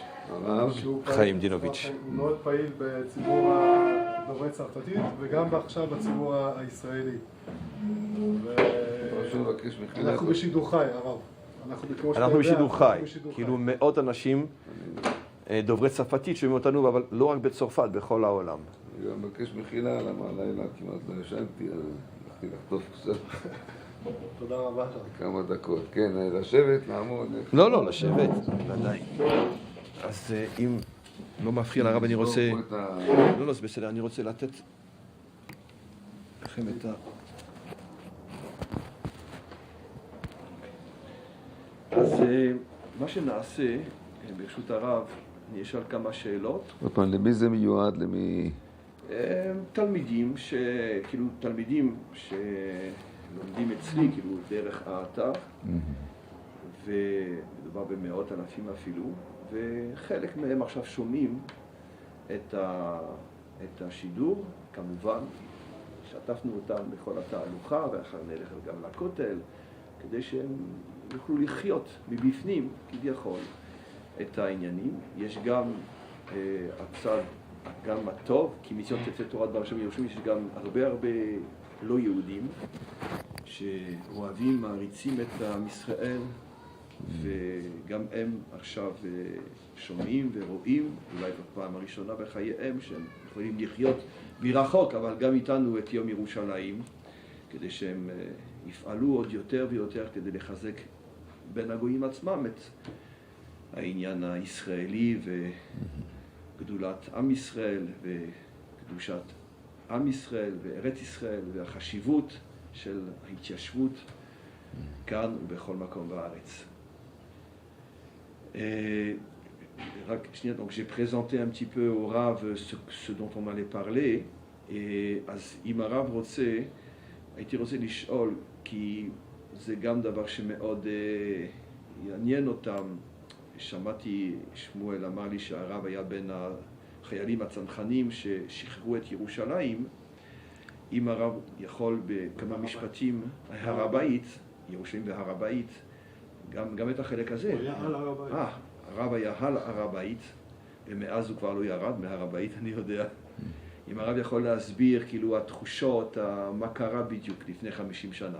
J'ai posé la question au Rav, comme je vous ai dit, le Rav était un des parachutistes qui est arrivé, l'un des premiers à cet endroit-là et qui a libéré cette partie de Jérusalem et qui s'est retrouvé sur le mont du Temple lui-même. Et je lui ai demandé s'il pouvait nous transmettre 50 ans après ses impressions. כן, הרב. אפשר לומר שאנחנו שמענו פעמי משיח. כיצד זה בא לידי ביטוי. שמעתי שני חיילים שואלים אחד את השני, שמעת? הגיעו שני זקנים מירושלים. הייתי סקרן לראות מי זה השני זקנים, למה? שהיה פצצות, והיה יריות, והיה עשן. אז איך ייתכן ששני זקנים מגיעים? אמרתי לעצמי, אם בשעה כזאת הגיעו שני זקנים, זה רק אליהו הנביא ומלך המשיח. ואז הייתי סקרן מאוד לדעת איפה הם, לראות אותם מקרוב. רק אחר כך, מאוחר יותר, כשהגעתי לכותל המערבי, אני פתאום רואה שני זקנים מירושלים. אבל זה היה הרב צבי קוק זצ"ל, והנזיר, זכר צדיק לברכה. Le Rav explique que quand il est arrivé ici avec son groupe de soldats, imaginez-vous, c'était un véritable champ de bataille, ça tirait de tous les côtés, il y avait des explosions, de la fumée partout. Et tout d'un coup, on entend un soldat israélien dire il y a deux vieux maîtres de Jérusalem qui sont arrivés sur les lieux. Alors sur le moment, bien sûr, le Rav, qui était soldat à l'époque, ne peut pas en croire ses oreilles. Comment sur un champ de bataille arrivent deux vieilles personnes alors qu'à chaque instant on risque de prendre une balle ou un obus. Et il s'est dit, c'est certainement quelque chose de complètement irrationnel, ça doit être Eliaou le prophète et le Messie lui-même, le Mashiach lui-même. Et dès que j'aurai un moment, je vais aller voir de qui il s'agit.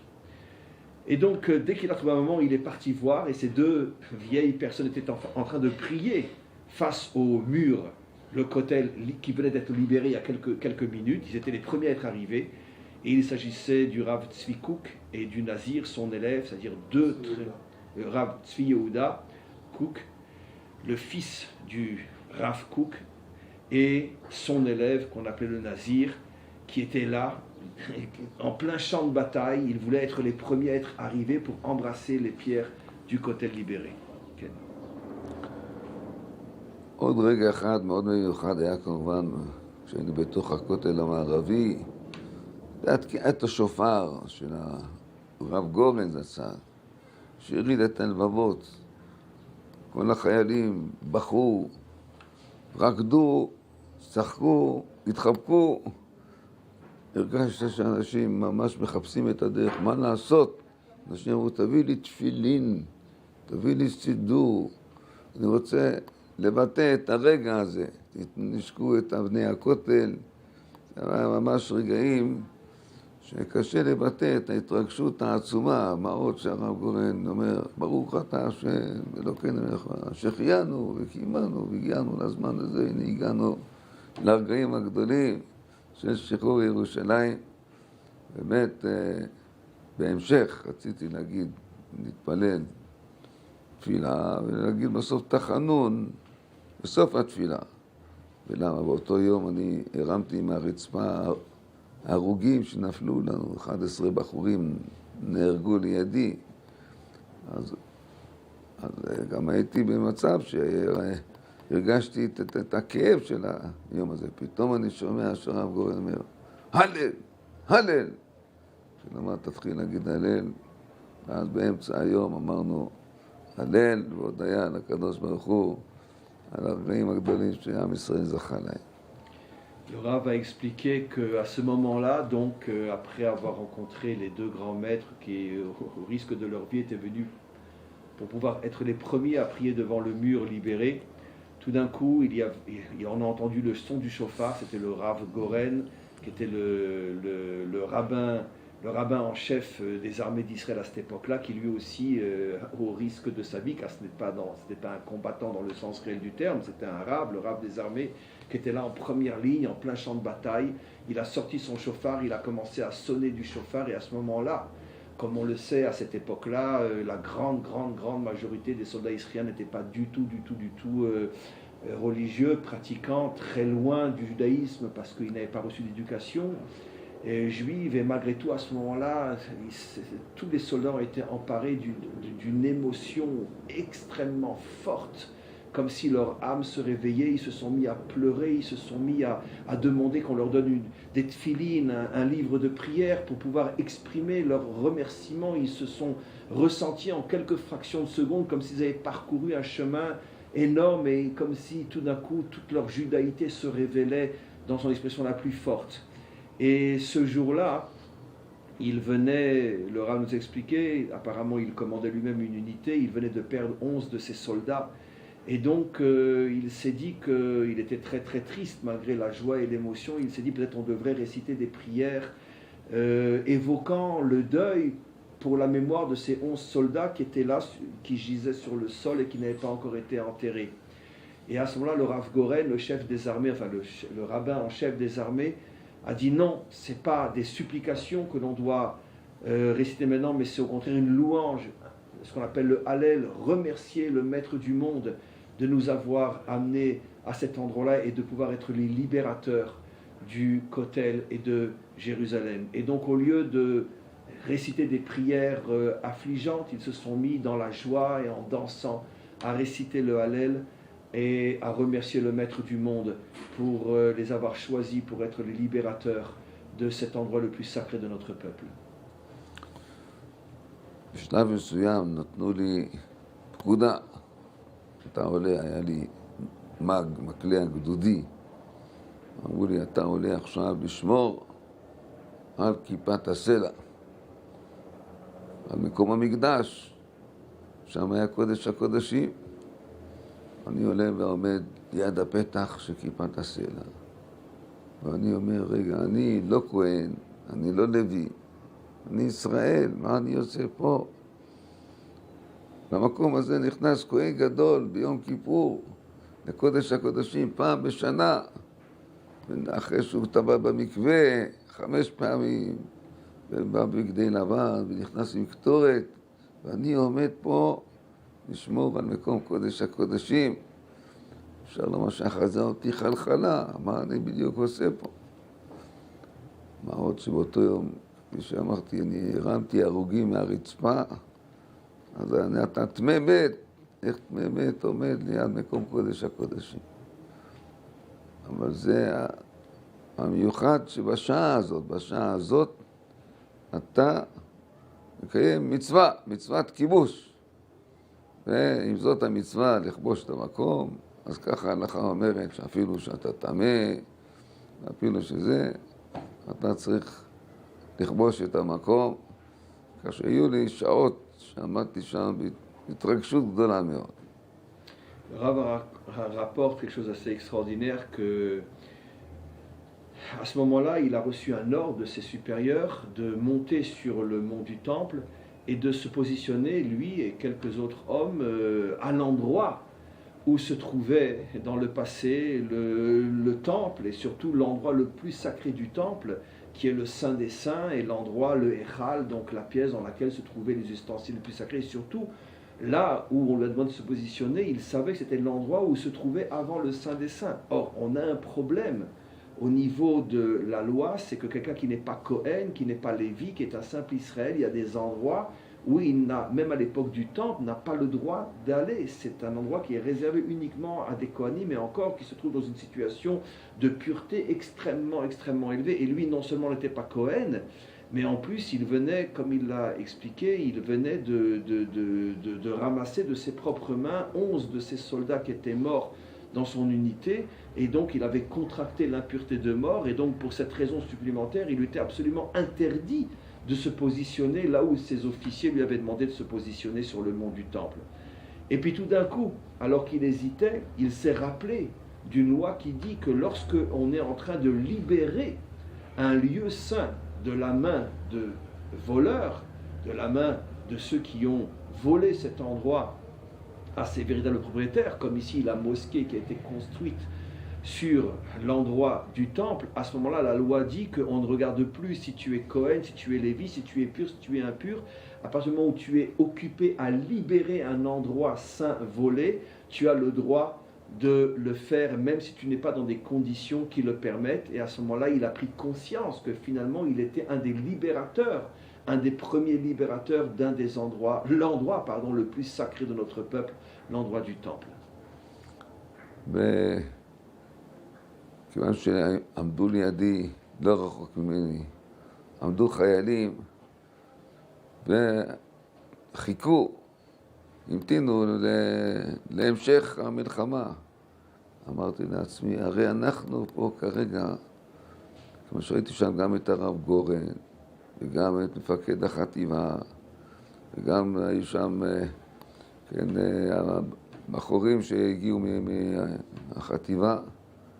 אמרתי, בעצם למה אנחנו לא רואים עכשיו שמביאים איזה מסעית עם ארגז, פותחים את הארגז, ויש בפנים מנורה של זהב, ומתחילים להדליק נרות, הרי זה מה שקרה אצל חשמונאי, שאחר כך באו בניך, לדביר ביתך, פינו את היכלך, תיירו את מקדשך והדליקו נרות לחצרות קודשך. חזרנו אחרי 2000 שנה למקום, הגיע הזמן להדליק מנורה. לצערי זה לא קרה. זה היה אחת ההחלטות כנראה שהביאו בסוף להקמת מכון המקדש בירושלים, והיום מי שהולך לאזור הכותל המערבי מהמקדש רואה את המנורה ומבין שאפשר הרגע לקחת את המנורה ולהתחיל להדליק נרות בחצרות הקודש. Le Rav a expliqué que pendant ces instants, et il savait que dans quelques minutes, une heure ou deux, peu importe, il devrait continuer à se battre pour continuer à libérer la ville. À ce moment-là, il lui est monté une pensée à l'esprit en se disant « Mais attends, on vient de libérer cet endroit-là après des siècles et des siècles que jamais un juif n'était arrivé à cet endroit-là. Peut-être qu'on devrait faire comme les Hashmonaïm à l'époque des Grecs, à l'époque de Hanouka, lorsqu'ils ont libéré le temple de son envahisseur, de son voleur grec. La première chose qu'ils ont fait, c'est d'allumer des lumières partout pour symboliser le retour de la lumière après la présence de l'obscurité. Et il s'est dit, on devrait apporter aussi maintenant un chandelier et allumer des lumières pour fêter notre retour après des siècles d'absence. Bon, malheureusement, les choses n'ont pas pu se réaliser parce qu'on était en pleine guerre, il fallait continuer, les ordres étaient différents. Bien sûr, ils n'ont pas reçu l'autorisation de pouvoir allumer ces bougies, ces lumières, mais à ce moment-là, lui est montée, comme j'expliquais tout à l'heure, l'idée que lorsque la guerre sera finie, eh ben, il consacrerait sa vie à reconstruire les ustensiles du temple, et c'est lui donc qui a fondé ce qu'on appelle le Machon HaMikdash, un endroit ici, dans le Rova Yehudi, dans le quartier juif, un endroit absolument fabuleux, où l'on peut voir, après 50 ans de travail, on peut voir la reconstitution de tous les ustensiles du temple. C'est au moment où il était à cet endroit, sur le mont du temple, à l'endroit du Saint des Saints, que le Rav a eu cette idée qui a germé en lui et qui s'est réalisée aujourd'hui. אחד הדברים שבלטו בתוך המלחמה הזאת, שלפני המלחמה היה פחד גדול שמתקרבת שואה. צריך לזכור, זה היה שנים אחדות לאחר השואה, לאחר סיום מלחמת העולם השנייה. היו הרבה אנשים שהלכו עוד מספרים על הידיים ממחנות ההשמדה, ופה כל מדינות ערב, מצרים שלחה 100,000 חיילים לגבול, וירדן שלחה את הלגיון הירדני, והסורים שלחו את החיילים שלהם אל הכנרת, והעיראקים והסעודים ממש הלכו לחנוק את המדינה. ופתאום, תוך יומיים, 3, אנחנו נמצאים בבית המקדש בירושלים, כשהטנקים נמצאים בתעלת סואץ, בשארם א-שייח והירדן. זה פלא כל כך גדול, מה שאני ראיתי בהר הבית, אלפי חיילי הלגיון הירדני מרימים ידיים בכניעה לפני 3-5 חיילים. והתברר שמה שקראנו בתורה, פרשת בחוקותיי, ורדפו מכם 500, ו100 מכם רבבה ירדופו, ש100 רודפים 10,000. יש לפעמים שזה מציאות, זה לא חלומות, זה לא מליצות, זה מציאות שראינו אותה לא רק בהר הבית, זה היה בסיני, בהרבה מקומות. כולם הרימו ידיים, וראינו פה את יד השם הגדולה, שמלווה את ישראל, והביאה אותנו לראות בעינינו את הניסים הללו בירושלים, בתוכך ירושלים, ליד מקום המקדש, עם כל הנס והגאון הלאומי, הגבורה היהודית שהתגלתה באותם ימים בירושלים. Le Rav a raconté un événement dont il a été lui-même le témoin, comme je l'expliquais tout à l'heure, les miracles absolument incroyables de cette guerre en particulier, comme toutes les autres. Et il explique, comme je vous l'ai dit, vous voyez, de manière providentielle, je ne savais pas qu'il allait le répéter lui-même, que quand la guerre a été déclarée par les Arabes, sont venus des centaines de milliers de soldats. Rien que l'Égypte a envoyé plus de 100 000 soldats, l'Arabie Saoudite, la Jordanie, la Syrie, l'Irak, la Libye, le Liban. C'était énorme, énorme. Chaque pays envoyait au moins 100 000 soldats et plus. Ils se sont retrouvés avec pratiquement 1 million de soldats déjà à la frontière d'Israël, et on se battait à 1 contre 1000, à 1 contre 2000. Et alors que le Rav a expliqué que beaucoup se sont dit que peut-être ça va être la fin, peut-être que ce qui a été commencé avec la Shoah va se terminer maintenant.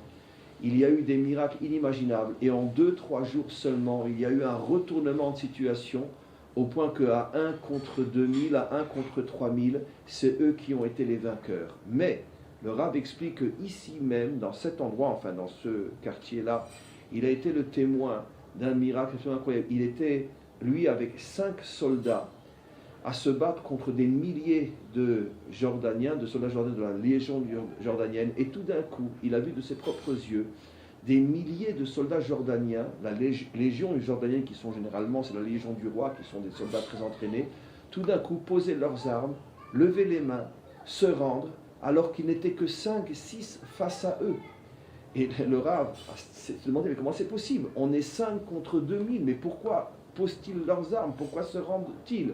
Et à ce moment-là, lui est venu à l'esprit un des versets de Parshat Bechukotai, où il est dit qu'effectivement, que lorsque le Maître du monde nous bénira, nous serons 5 à repousser des centaines, nous serons 100 à repousser des milliers. Et il dit qu'il a été le témoin vivant de la raison de ce verset, où avec 5 soldats, il a vu des milliers de soldats jordaniens poser leurs armes, lever leurs bras en l'air et se rendre. כמובן שמה שאנחנו היום חוגגים את היובל זה דבר גדול מאוד. לא האמנו שנגיע לירושלים, ואנחנו כבר יובל שנים בירושלים, ברחבי ארץ ישראל, והר הבית בידינו, אבל אנחנו לא שוכחים שאנחנו למעשה אכזבנו את בורא עולם. הוא עשה לנו ניסים ונפלאות שלא נראו במשך 2000 שנה ויותר. ולמה עשה לנו ניסים? כדי שאנחנו נזכה לחזור ולבנות פה את בית המקדש, את הבית השלישי. בשביל זה הקדוש ברוך הוא עשה לנו את הנס הזה.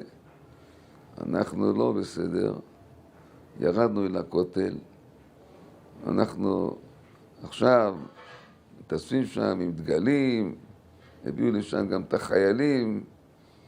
אחרי 50 שנה עשו מסדר בכותל, במקום לעשות מסדר בחצרות בית השם, ביום השחרור עשו מסדר של חיילים בהר הבית, ועכשיו אנחנו עושים את זה בכותל. המציאות הזאת היא גורמת לכולנו השפלה, אבל עם ישראל יקום ויתעודד, ומי שהביא אותנו לבית המקדש לפני יובל שנים, הוא יביא אותנו במהרה לחצרות בית השם, ואנחנו בעזרת השם נראה את עם ישראל בגבורתו. מתקרב עכשיו חג השבועות, ואנחנו מאמינים שבכל יום ויום יכול הכל להתהפך. עם ישראל יעלה להר בית השם, יעלה לרגל, ונראה במהרה כהנים בעבודתם, נביאים בדוכנם, ישראל במעמדם, במהרה בימינו, אמן ואמן. Amen. Le Rav a conclu en rappelant que malgré tout, malgré les miracles inimaginables de cette guerre en particulier, dont celui que je viens de rapporter, dont il a été lui-même le témoin avec ses 5 soldats, malgré tout, nous n'avons pas été, le peuple juif, Israël n'a pas été à la hauteur des miracles incroyables qui ont été faits dans le but unique de lui permettre de reconstruire le 3e temple. Il est clair que le Maître du monde n'a pas fait ces miracles uniquement pour que nous puissions nous contenter du mur du Kotel. On avait le mont du temple dans nos mains, on avait la possibilité de construire le 3e temple et de précipiter la délivrance finale. Malheureusement, nous sommes passés à côté d'une occasion inimaginable que le Maître du monde nous a offert sur un plateau en or. Et nous avons quitté le mont du Temple, nous l'avons laissé entre les mains de nos ennemis et nous nous contentons d'un petit mur. Et va savoir de combien de décennies on a repoussé à cause de notre faute, on a repoussé la délivrance finale. Et donc c'est une faute, une erreur qui nous apporte énormément d'humiliation, dit le Rav. Mais malgré tout, nous devons continuer avec optimisme et confiance à savoir que finalement le peuple juif se prendra en main, finalement il sera à la hauteur de ce que le Maître du monde lui demande, et finalement nous verrons la reconstruction du troisième temple et la délivrance finale de tout Israël. Amen ve Amen. Chazak Harav. כל טוב. הרב חיזק אותנו. תחזקנה ידיכם, ידינו, ונזכה לעלות ולראות במהרה בהר השם. באמת כבוד גדול להיפגש עם הרב, לראות את הרב, לשמוע אותו, ונעשה ונצליח. בעזרת תודה השם. רבה.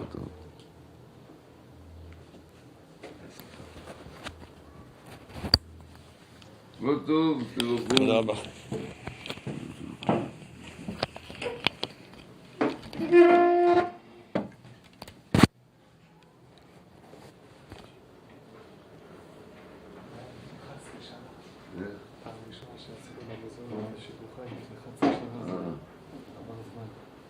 טוב, בעזרת השם, שנזכה לעשות. תודה רבה. תודה רבה.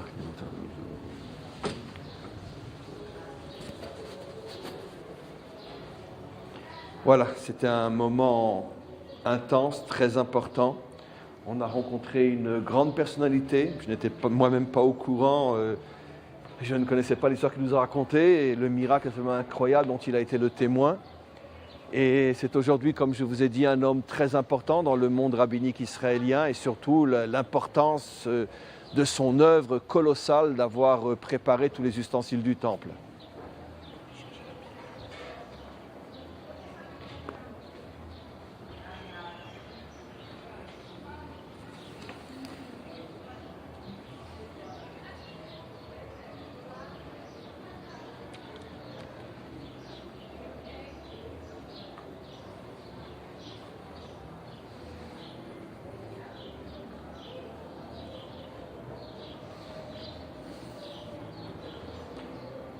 Voilà, on est en train de se préparer à pouvoir continuer. On va maintenant...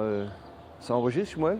On va maintenant se rendre au Kotel lui-même, avec cette petite pointe de tristesse qu'a évoqué le Rav, d'une manière tellement simple et tellement authentique, que finalement, on avait la possibilité d'avoir un troisième temple et on se contente d'un mur.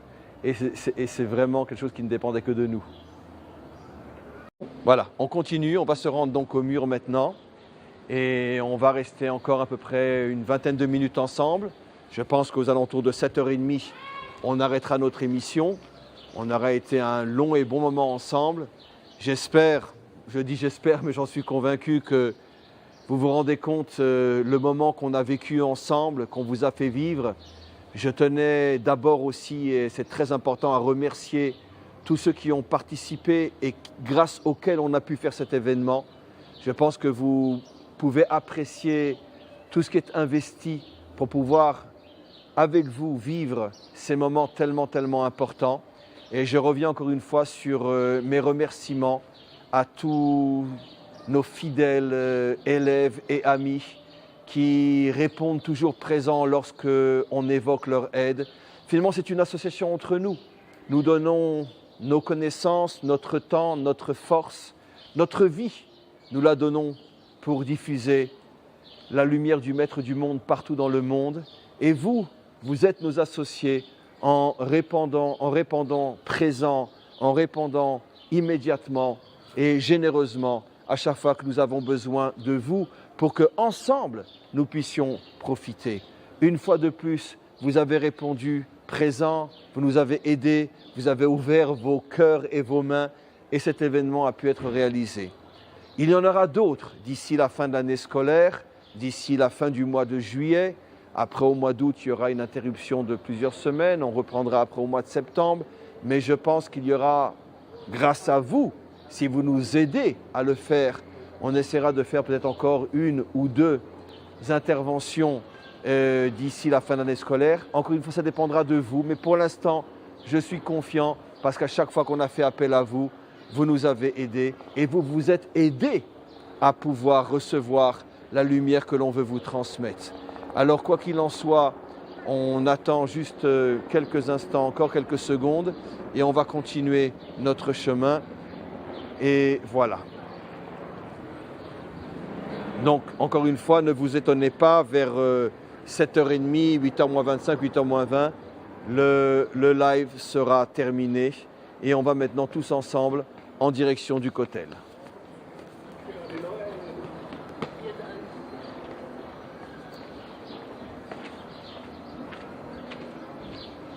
Voilà, on continue à marcher dans les petites ruelles du quartier juif de Jérusalem. C'est très pittoresque, très beau.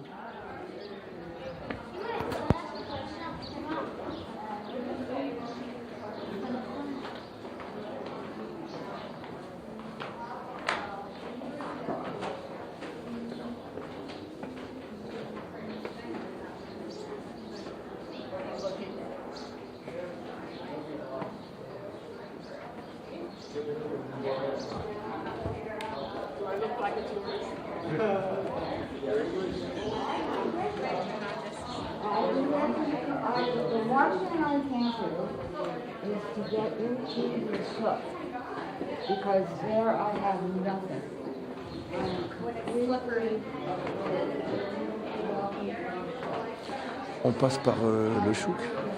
Non? Par l'autre côté? Très bien.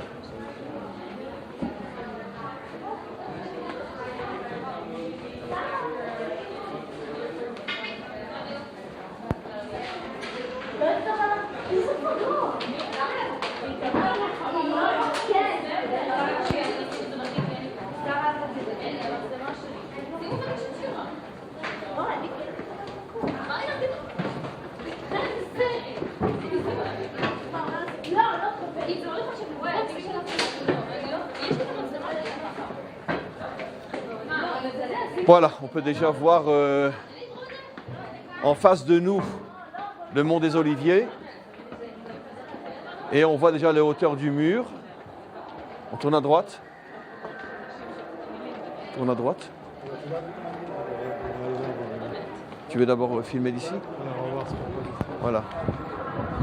On va essayer de prendre le mur depuis les hauteurs avant de descendre peut-être. Voir.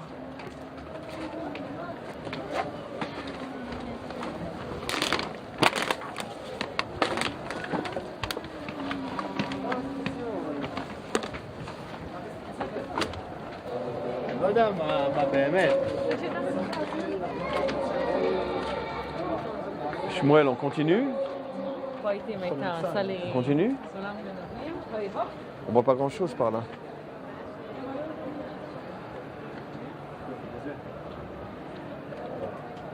Non, je pense que c'est mieux de descendre. Non, c'est mieux de descendre, on ne voit pas.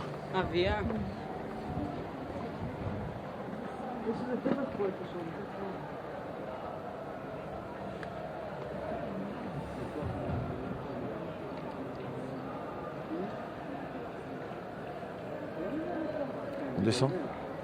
Par le chouk? Par là, t'es sûr? Ok.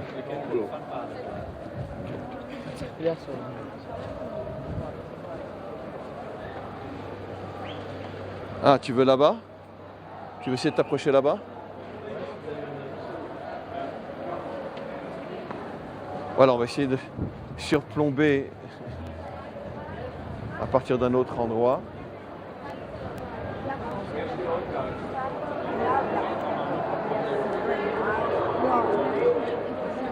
Tu arrives à voir?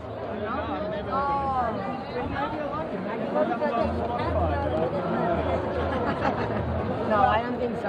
I tried with my Google Home. They said, okay, Google Home, play Apple free. Oui, c'est bon, très bon. Comment? Voilà, donc on voit ici en bas, vous voyez, vont arriver encore des milliers d'autres personnes au fur et à mesure que le défilé va se terminer, il se conclut ici, il arrive ici. On ne restera bien sûr, nous, pas jusqu'à la fin de l'événement, mais vous voyez déjà beaucoup de monde et vers 8h, 9h, 10h du soir, il y aura ici vraiment des dizaines et des dizaines de milliers de jeunes venus d'Israël. Pour l'instant, une grande partie sont encore dans le défilé, dans les rues de Jérusalem, mais au fur et à mesure, ils arrivent tous ici. Et donc, un moment très important. Et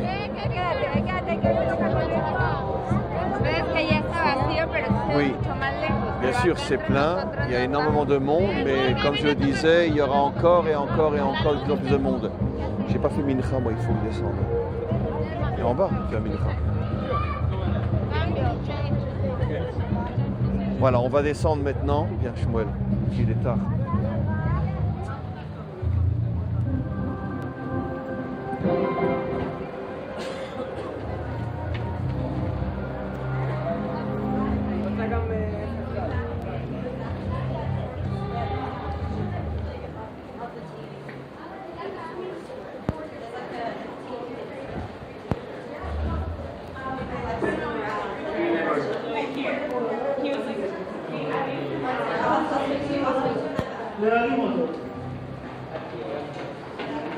סיפור ההפטרה בקיצור. הוא שואל אותי כמה אתה רוצה. אמרתי לו 8. אמרתי לו...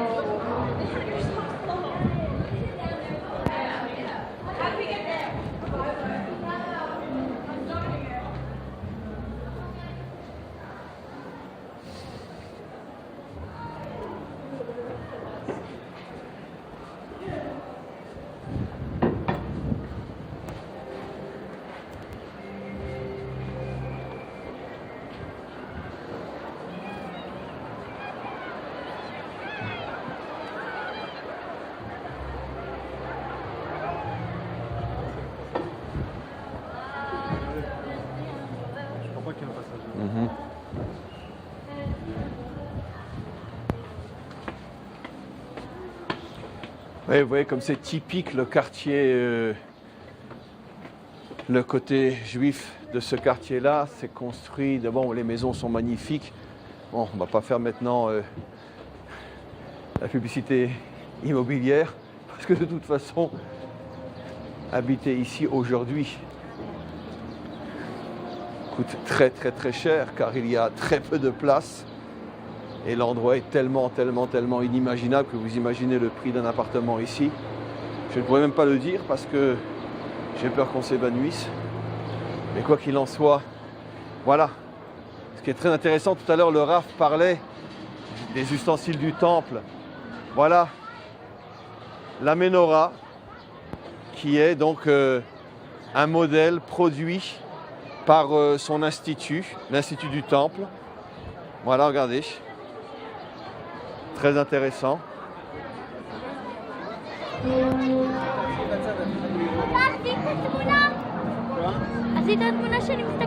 voyez? Oui. Ah, c'est ça. D'où on se connaît? Non, à Kfar Maimon. J'étais il y a 3-4 semaines. Ah, c'est ça. Super. Shmuel. Donc il y a... Ce qui est intéressant, c'est que là, ils ont représenté la menorah avec Shmuel.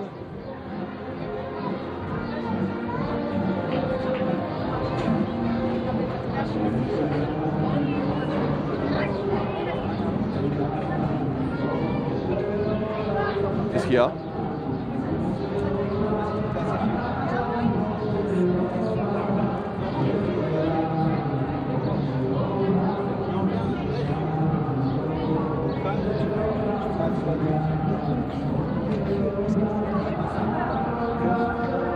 Alors Shmuel, viens, on va se mettre là-bas et on va voir tout et je vais conclure là-bas.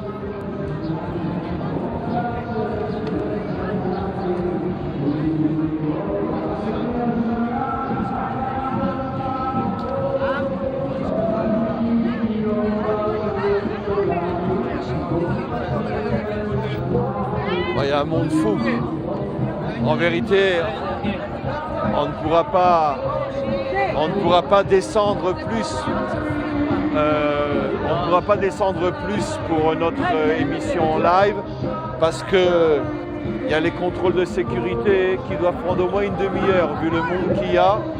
Et donc de toute façon, pour pouvoir maintenant arriver sur l'esplanade du mur, il y en a certainement au moins pour 20 minutes à une demi-heure pour passer tous les contrôles de sécurité. Donc nous, on va rester là, de ce côté-là, mais vous avez un aperçu quand même magnifique de ce qui se passe en bas. Et on va donc conclure maintenant cet après-midi absolument magnifique, bouleversante, chargée d'émotion et de force. On remercie véritablement le Maître du Monde. On remercie le Maître du Monde de nous avoir désignés, choisis pour être la génération qui a le mérite, le bonheur de vivre ces moments intenses de la reconstruction, des débuts de la reconstruction de notre peuple. Et on adresse, en plus de nos remerciements, on adresse au Maître du Monde une prière qui émane du plus profond de notre âme, du plus profond de notre cœur.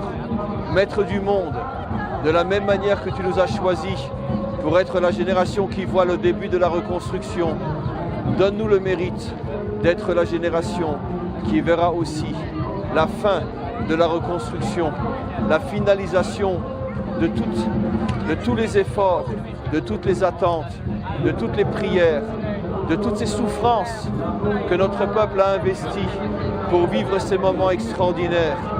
Puissions-nous être la génération qui verra la reconstruction du troisième temple, le retour de tous les Juifs sur leur terre, jusqu'au dernier Juif, partout où il se trouve dans ce monde. Merci, merci Maître du Monde. Et nous te promettons de donner chaque seconde de notre vie, chaque souffle de notre âme, de te le consacrer, de le consacrer à la grandeur, à la reconstruction de notre peuple et à la délivrance de l'humanité tout entière, des 70 nations avec Israël. Amen. Vechen Yeratzon. Merci à vous tous, merci à vous toutes. Et tous ensemble, nous continuons notre aventure merveilleuse vers la délivrance finale. À tous et à toutes, une très bonne fin de journée, une très bonne soirée et à très très bientôt.